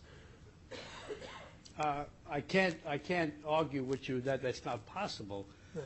But if you look at the two trees, you look and you say, but these are right on Hillsdale Avenue, Okay. and the other trees are way back in the forest, Yeah. and I am somewhat familiar with the issues on the property. It doesn't work out for me, and again, I'm And they only s- asking to look And at they it. sit on either side of the AT&T. Yeah, the electric electrical panels in the box, middle, which- and on each side were the trees, and now they're sheared back only about 5 to 6 feet above the ground, and then the rest is just left the way it is. Which makes me suspicious, perhaps someone maintaining that box might have done it. But let me offer this, we've had promised to get back to you Right. about your cherry trees. I'm going to ask the borough administrator to get with our DPW superintendent. That's fine. And do get back to you. Wonderful. And we want to discuss the cherry trees as well as finding out, just to make sure that we had nothing to do with this, because I can't see why we would ever go in there and Okay. just trim the bottom of 2 arborvitaes. It just, That's essentially that makes my no sense to question. us. That will either. also go for the owners of the property. It doesn't make any, but anyway, right. I'm not going to waste any more of your time. I'll wait for your response. We will get And I back to you. appreciate your listening. Thank you very much. Thanks, sir. Anyone else?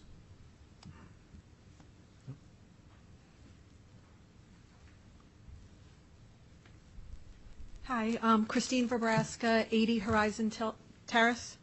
Once again, I just want to thank you for supporting the No More Cell Tower group and doing all you can to work with the Turnpike Authority.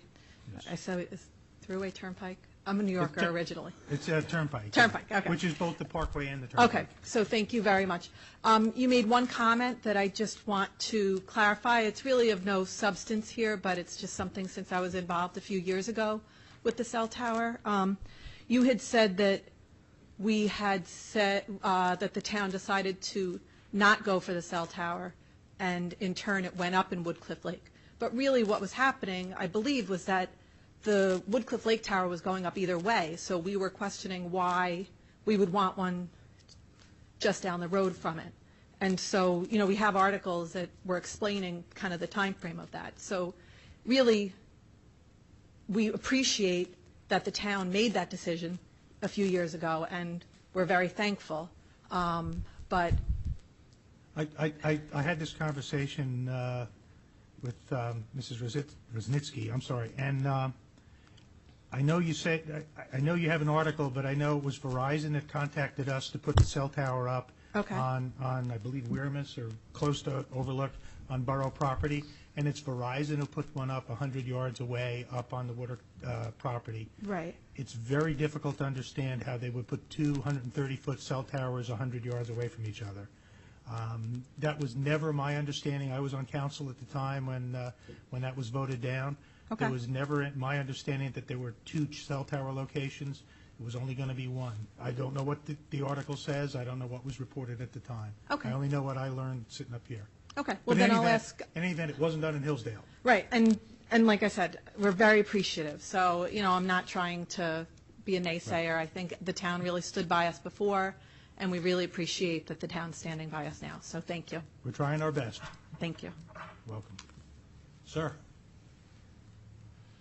Jeff Loffett of 55 Melville Road. Thank you, Mr. Mayor.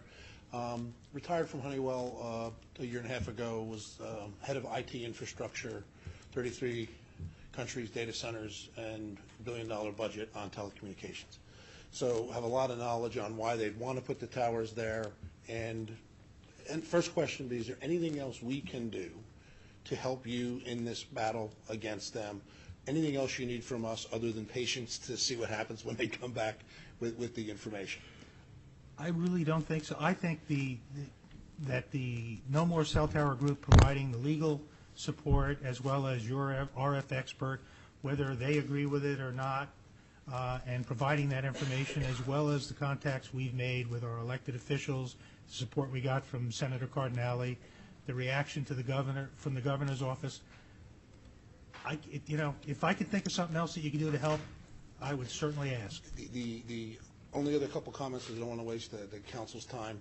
would be the real problem with that geographically is the elevation of the tower is not going to be 85 feet or 105 feet or 130 feet because it's down below ground level.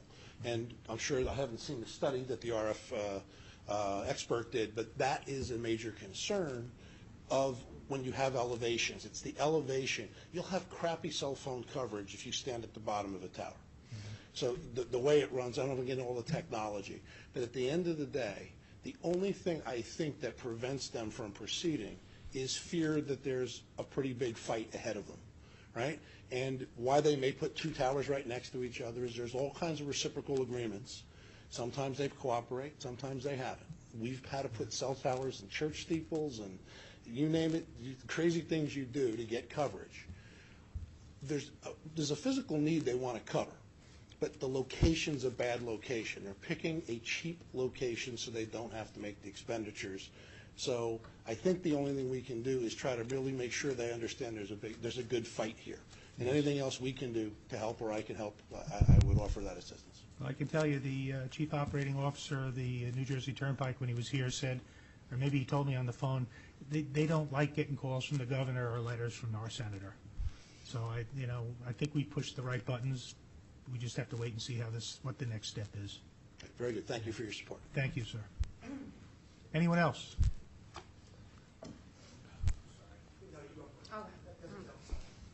Hi, I'm Christina Thanasados from 55 Apple Tree Lane. Thank you very much for listening to what we have to say about the cell phone tower. I am very concerned because I have two children down the street, and they're still growing, and they don't have choices, and we have choices to put a cell phone to our head and answer it, and it's our choice. But they don't have that choice. They don't have a voice. And I feel like I'm here to protect them. Because right now, I'm not going to say that they don't use their devices here and there, but I limit their contact, and it's my choice as a parent.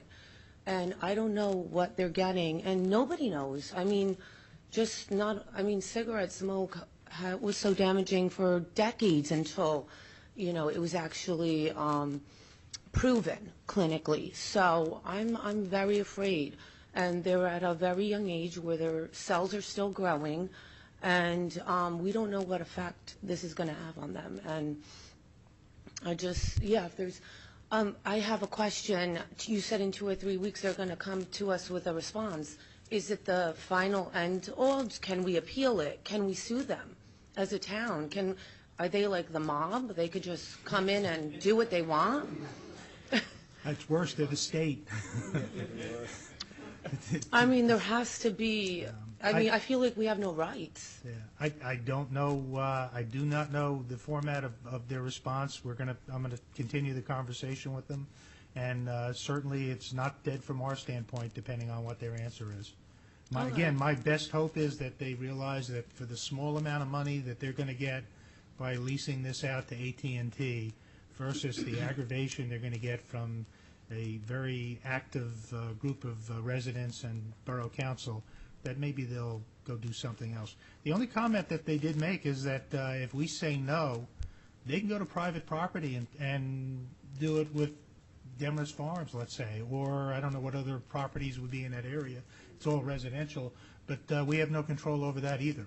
For example, if they come to our town, and this gets back to the first time we did a cell tower, if we refused to let them put it on our DPW or behind the firehouse where we have 2 cell towers, they have the right to go to any private business and put it on a private business. And if you're concerned about RF radiation, right up and down the parkway and pay attention to how many cell towers there are. I have. My wife and I count them as we go down. It's just, I think, so concerning that it's right next to the school. It's on top of schools in many places. It's next to schools. I know. I just feel understand. like I don't have control in all these other towns. I just feel like if I could have a little control where I live, because not only do I live less than a quarter mile away, and my 2 children go to school in that school, it's just a lot of radiation and we have a large exposure. cell tower here that's not far from George White. I know. So It's just trying to prevent every little bit helps. Just like when you walk into, a place where, a smoking section, and you're breathing a little in, and then you go home, and you shut the door, and you don't have that exposure. I just, feel like I have no control. I understand your frustration, and we share it. Mm-hmm. Okay. All right. Thank you. Thank you.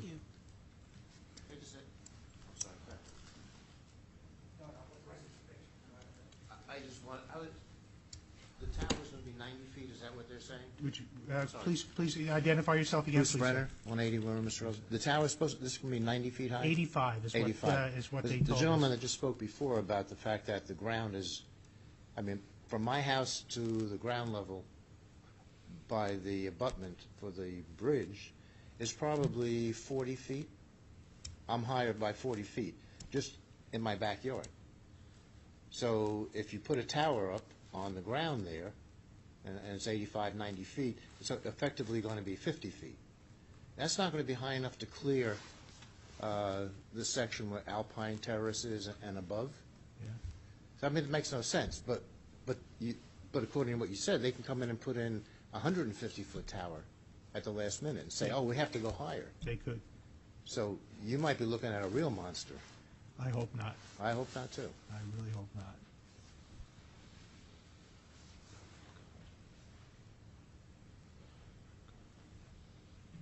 Christine Verbraska, 80 Horizon Terrace. I just wanted to follow up to what you were saying about the possibility that they could go on private property. If, let's just throw Demarest Farms out there. If they said they wanted to go to Demarest Farms and Demarest Farms was open to that, would they have to go through the zoning board of the town in order to get something like that? Does that fall outside of? I believe it falls outside of the use. No. In the event that we're on private property, remember, the reason why they don't have to make an application to us is because state government is a superior entity of authority. Okay. And the Turnpike Authority, being the Turnpike and the Garden State Parkway, are part of state government, and that is higher than municipal government. They don't have to apply to us. In the event there was an application to place it on private property, that would have to be an application to a local board. However, the law with regard to cell towers on private property, cell towers generally are inherently beneficial. In other words, they generally meet many of the criteria for something that might be approved. And the reason is it's like a public utility. It's a public service. It's very difficult to say no to telecommunications towers. Okay, so it would be subject to a local board. I'm sure there would be very protracted hearings, lots of evidence coming in about the necessity, the impact on the neighborhoods, et cetera, et cetera. So there would be hearings, they would be here, and it would be something where the public could really be heard. But again, there are certain laws that kind of control how that would get presented. Okay, but it wouldn't just be happening all of a sudden overnight. They're there. That would not be an approval which could bypass this room. Okay. That would have to be right here. Okay, thank you. That would come to the planning board, not the council. No, absolutely. That's the mayor's well taken. That would not be to the governing body. When I say this room, I mean it would either be it would be the planning board, one of the land use boards. It would still have nothing to do with this entity, but at least it would be here in town with public notice. Rochelle Rasnitsky, 344 L Road. And just to what you were saying, I think most of us here feel that each issue, we will tackle it as they go, and this is the issue at hand, and we are trying to have some kind of control over the place that we live at. And if we can be successful with this, then we will be very happy that we could do something about it. If down the road something else comes up, then we will have to take that on at that time. So baby steps, right? One thing at a time. We don't want, I know that's always a threat. Oh, well, it can come up, here, or it can come up there. We can't live in fear of what may or may not. We can just look at the situation at hand right now, and this is what we have, and this is what we have to work with, and we want to do whatever we can to prevent the situation that we are at right now. So I just wanted to say that also. And Mayor, in our conversations, when you had spoken to the New Jersey Turnpike Authority and the COO, were there any other locations that you had mentioned on the Turnpike between the current cell tower and location you had mentioned that maybe had come up? My comment to him was to go as far south from that bridge as possible. We had even talked about just moving it into the tree stand below the bridge, but then subsequent correspondence, I told him that wasn't acceptable. So, as far south, maybe down exit 117. Yeah, no, that's good. So there was a follow-up correspondence that you told him that wouldn't, I told him that was not going to be acceptable to the group. Thank you. I did not know about that. Okay. So that must have happened sometime in the last week or so? Yeah, a couple of weeks probably, yep. And is there, to what another gentleman said, what else can we do? If we write to the Assemblywoman and to Senator Cardinal again and asking them, thanking them for their support and just for continued support, for their continued pressure on this issue, do you think that would be helpful, so that it's not over, right? They're going to come back and talk to us. We want to make sure that they still know that we are still concerned about this. Do you think more communication, asking for our political representatives to have our back and represent us, would it be helpful to do that? It can never hurt. The point where I think it would really be beneficial would be once we find out what they're going to do. When they come back with what they think they're going to do, that's when we got to really load it up and get all the support we can. But anything in the meantime that'll help dissuade them from putting that tower there, we should do it. Okay, thank you. And your continued support in letting them know that we appreciate their support and their continued, backing of our town against this tower would be greatly appreciated. Sure. You're welcome. Thank you. Thank you. Mr. Satil, oh, no, one more. Sorry, Chris.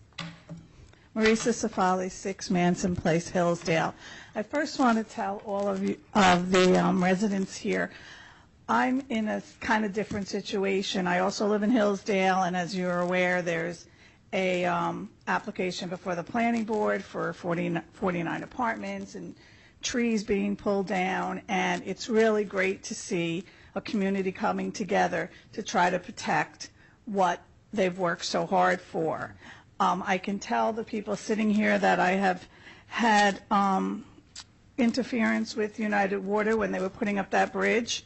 They would not even tell us what they were doing. They just marched in and did what they wanted, and as you can see, they pulled down all those trees. The bridge makes a lot of noise, and we had no say.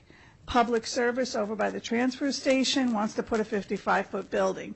They are talking to whomever, at least but they have every right to do it, and we have nothing to say about it. It's kind of sad where, like you, sir, I saved every dime I had for my little home, and now I could potentially have 49 apartments in a flood zone. It becomes so infuriating and frustrating to have no control. And between United Water on one side, Public Service on the other, it just becomes ridiculous that we pay the taxes and we have no say in what goes on where we live and how it affects us. I didn't know is this the last time it's open for the public? Yes. Okay, so I just have 2 more questions. I noticed on that we are going to put back, there's a reserve for open space, $41,000 that's going to be put back or transferred and taken out of the open space funding. Yes? Yes. Okay. My question is, whose money is that? Explain it. Yeah, this is for money that was previously set aside for a project that is now completed, so the money's now going to return to current fund balance. And that money can't be used for possible future open space funding, or it has to be raised all over again if you find another open space project that you'd like to apply it towards? That would be a governing body decision on how they'd like to use those funds towards. Because I would think if we already had $41,000 set aside for some kind of open space, why would we get rid of it and put it back somewhere else? Why wouldn't we keep it to help try to do anything we can for open space? What are you doing with that $41,000? You're putting it somewhere else and spending it on something different? Is that going back into the town budget? It goes back into the general fund. Okay. And any other project, should the town choose to do it out of our general fund, we could use that money for it. Okay, I just don't understand Well, why. For example, what if we wanted to use that as a match for the train station repair?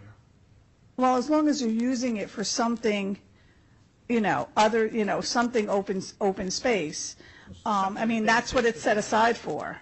To put it back to use it to fix Beechwood Park, that would make sense. Is that, something that's going to really go towards some kind of environmental open space, or is it just going to be put back into the budget and used for whatever? I mean, that money, that could take care of that electronic dumpster. They may end up doing that. Just saying. They may end up doing that. My next question is, in one of the applications, Councilman Pizzilli, it said that at the April 5th meeting, you were going to recommend a resolution to acquire special counsel on economic redevelopment of the industrial area. I said that we were going, I was gonna put forward a resolution that we hire an economic advisor to start to investigate specifically the industrial area as an area in need of redevelopment. I totally agree. It's definitely in need of redevelopment. I live near that too. That's basically the main reason why I came here tonight. Just seeing what else is going on was an added bonus. But Ma'am, that resolution is on the agenda. We're going to vote on it later. Oh, you are? Okay. Yep. But I won't be able to comment on it. I can only comment on it now, right? You can comment on it next meeting. You just want me back here, don't you? I got the planning board meeting next week. I have a life, believe it or not. No. One meeting per week. That's One all meeting we'll per have. week. Okay, so you are still going to address it and discuss whatever plans you have. Okay, great. Thank you. That's a very long process. That takes 6 days. sure. So you'll have many, I'm just thrilled that you're even looking at that area and thinking, okay, And I'm something needs to excited be about done. it as well. I'd like to know what's in your minds. Well, I guess we'll get to that That will eventually. come out, but Councilman Pizzella is going to give us an overview before we vote on that, just so everyone has a clear understanding tonight? of what the process, yes. Beautiful. All righty. And he Thank you. promised me it won't take more than an hour. Yeah, I know. How many? Six things? A, B, and 5 C? minutes, yeah, that's 5 minutes. All right, thank you. Thank you. Anyone else? You just needed to get up and walk.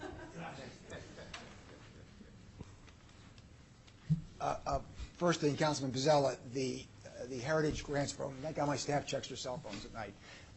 That program's open until May 24th, the grant program.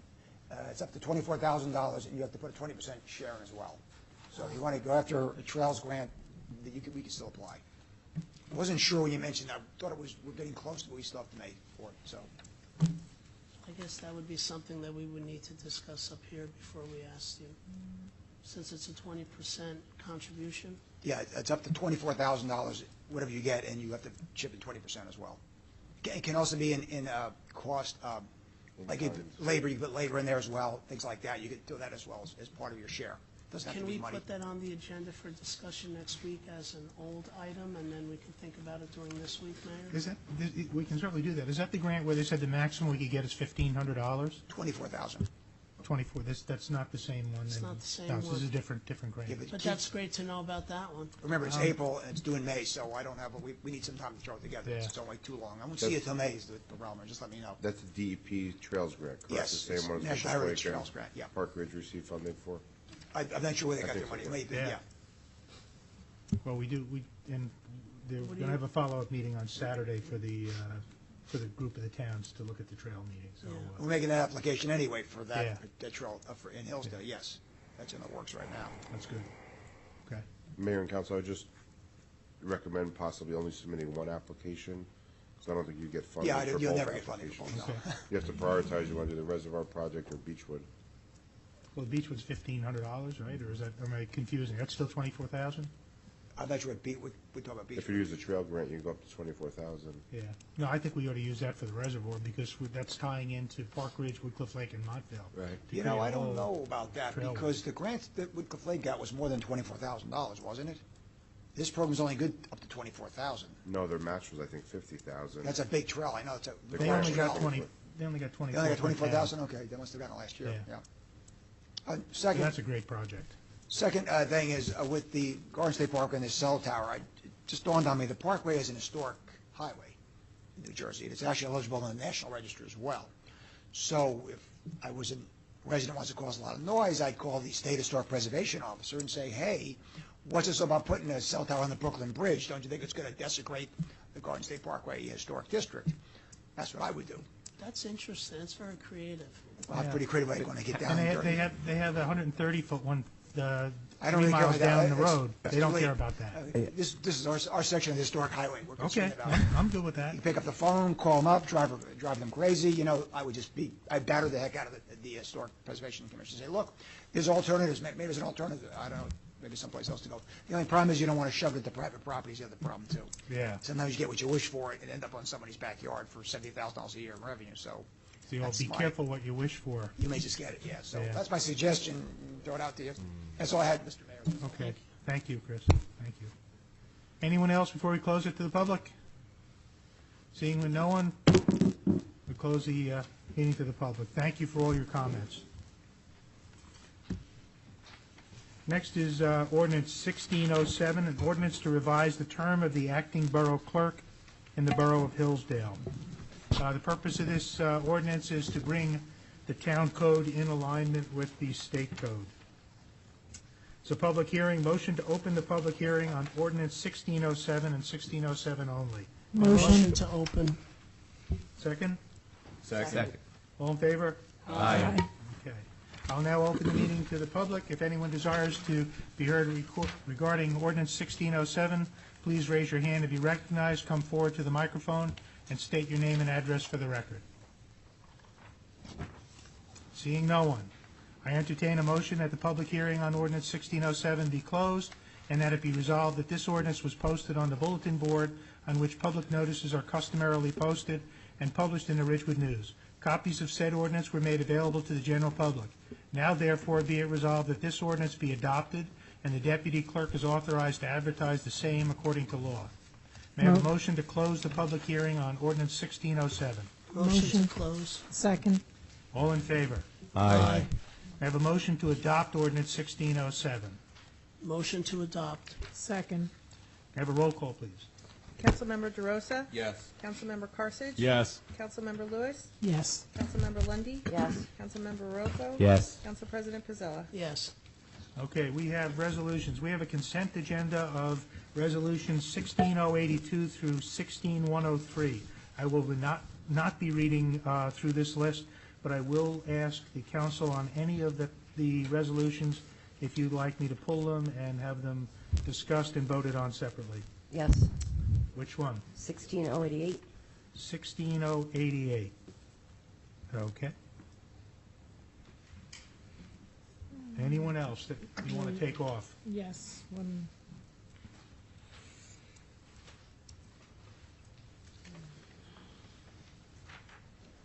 I had it in front of me. Nope, maybe that's not. Nope. Nope. Okay.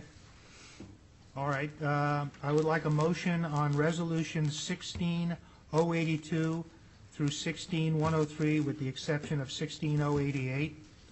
Motion. Second. Have a roll call, please?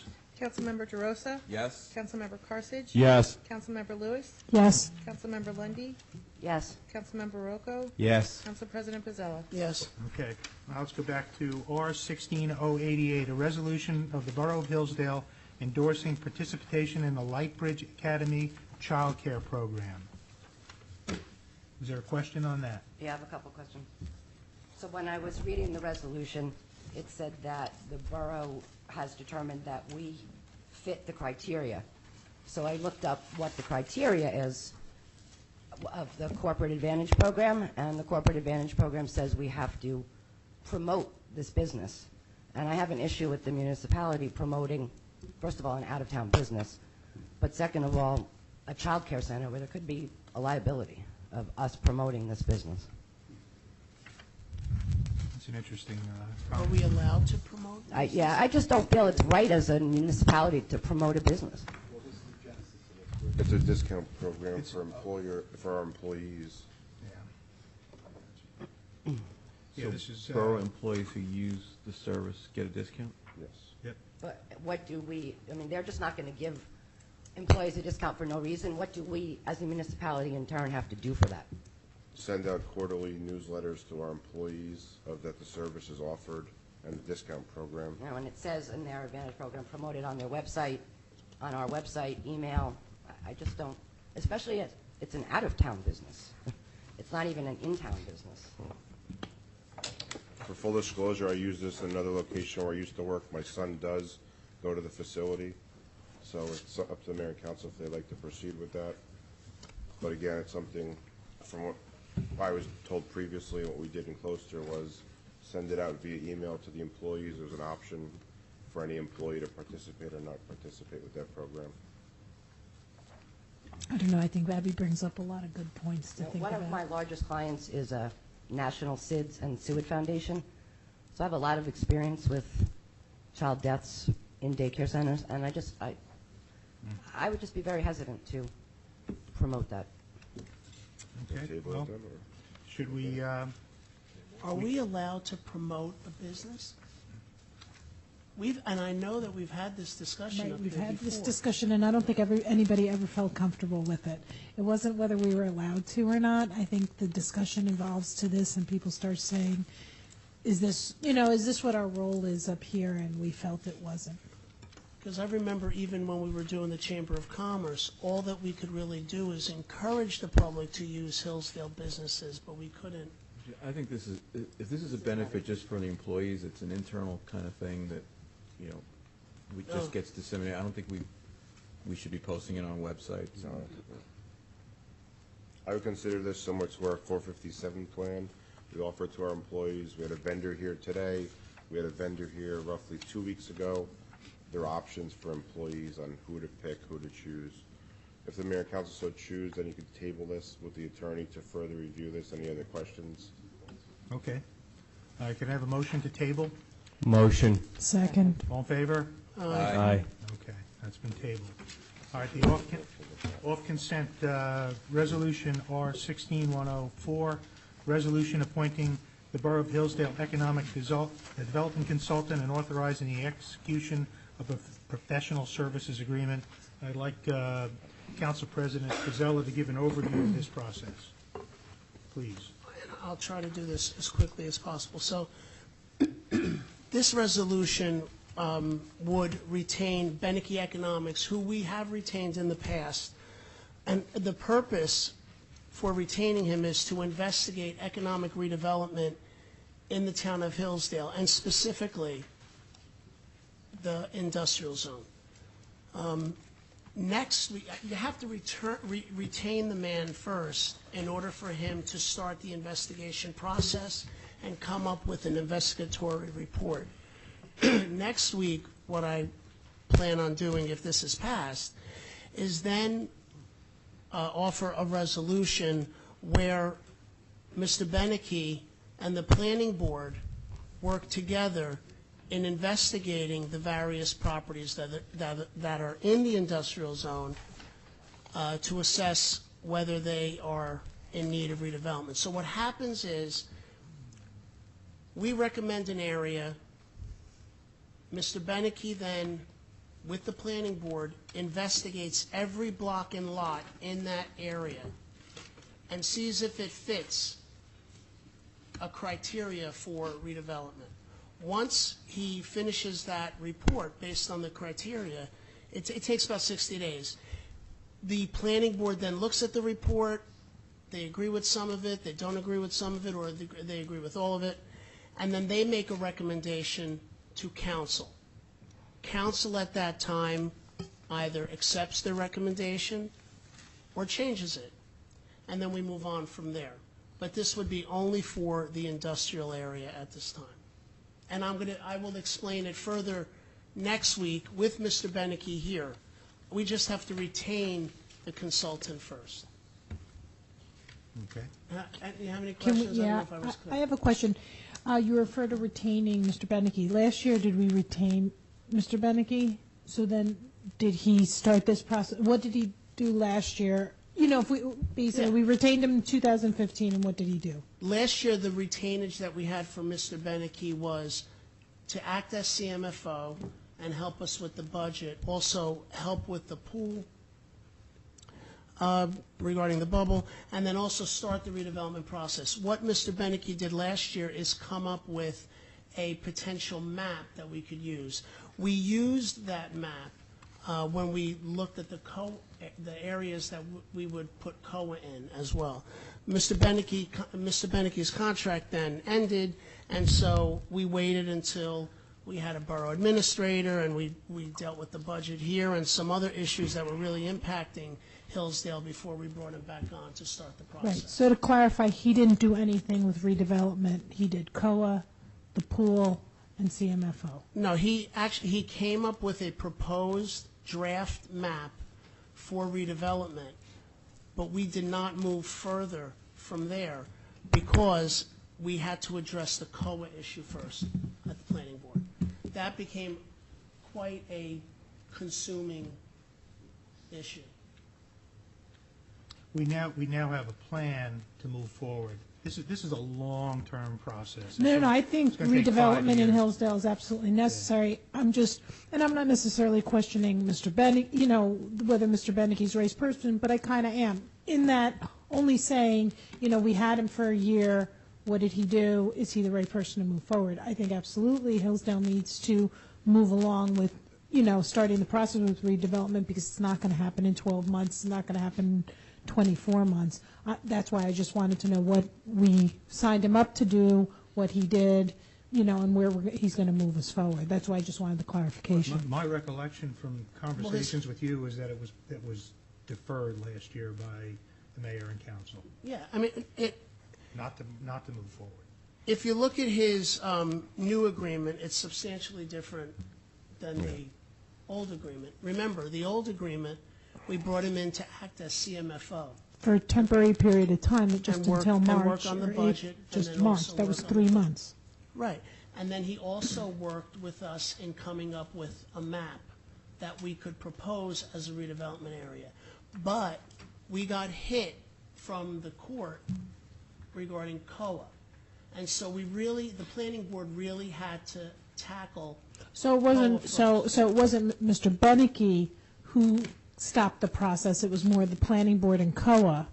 I guess that's what I'm trying to figure out, because I know it was a priority last year as well, and I just want to make sure that this is, you know, this person is prepared to move it forward, because, again, last year I thought that's the direction we were going in. Last year, that was the direction, and he was prepared to move forward last year. But like I said, the town itself was hit with a pretty substantial issue regarding COA.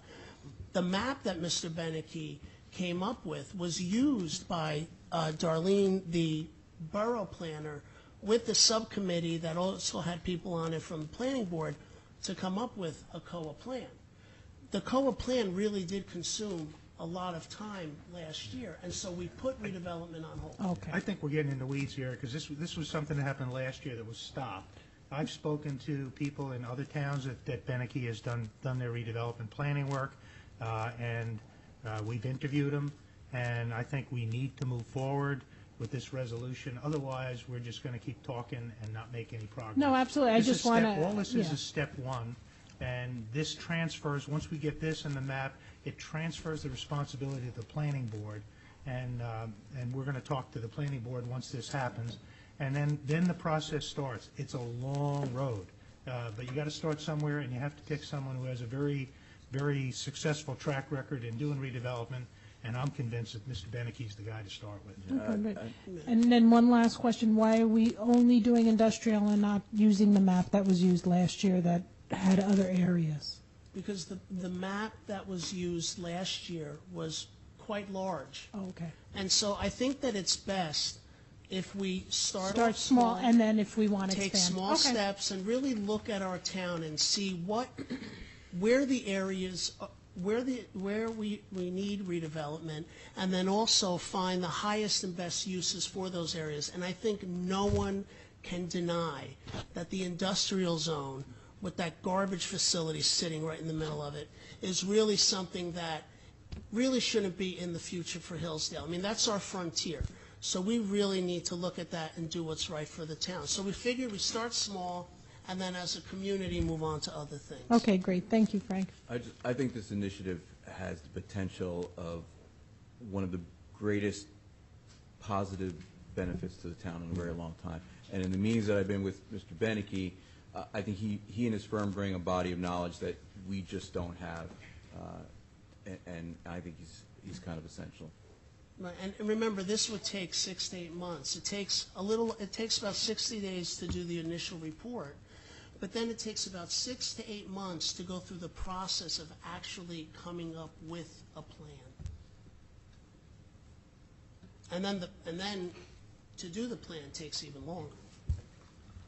Would you like to make a motion? I would like to make a motion. I second that. Have a roll call, please. Councilmember DeRosa? Yes. Councilmember Carthage? Yes. Councilmember Lewis? Yes. Councilmember Lundy, Yes. Councilmember Rocco? Yes. Council President Pizzella? Big yes. Thank you, Frank. Council commentaries, going to start with Councilwoman Lundy. I'm going to hold off until next week. Okay. Be fast. Councilman Rocco.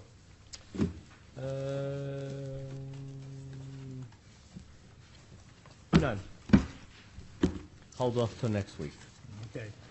Council President Pizzella. Well, aside from thinking that, we did something really good tonight and starting a step toward redevelopment in one of the most needed areas in our town, I also read an article in the doctor's office yesterday. I've been having some medical issues. That's when my speech is a little impacted. But New Jersey best family towns, Hillsdale ranked in the top 50. We were number 43, above Allendale.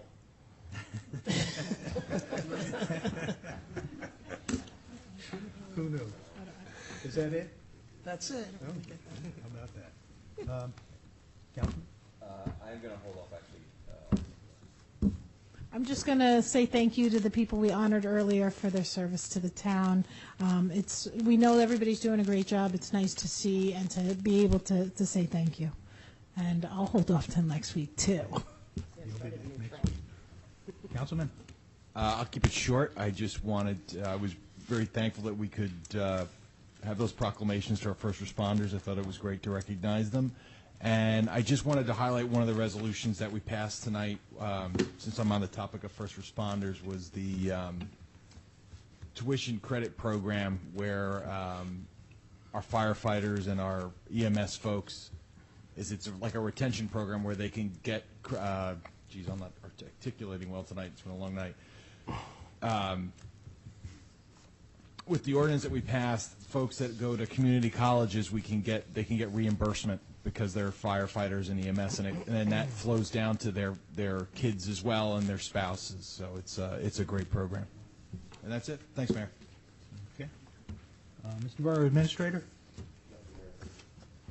Mr. Borough Attorney? Mayor, nothing but for a very brief close that we may take 5 minutes. Okay. Ma'am? I just want to mention one event that was given to me. There's, for our Hillsdale family, the Brew family, where their father had passed away, they are doing a Swing for the Brew Boys. It's a golf outing, and it's on our website with all the information, and just to really help out the family who has unfortunately lost their father. Oh, wow. Yeah, that's nice, yeah. I just got a couple of things.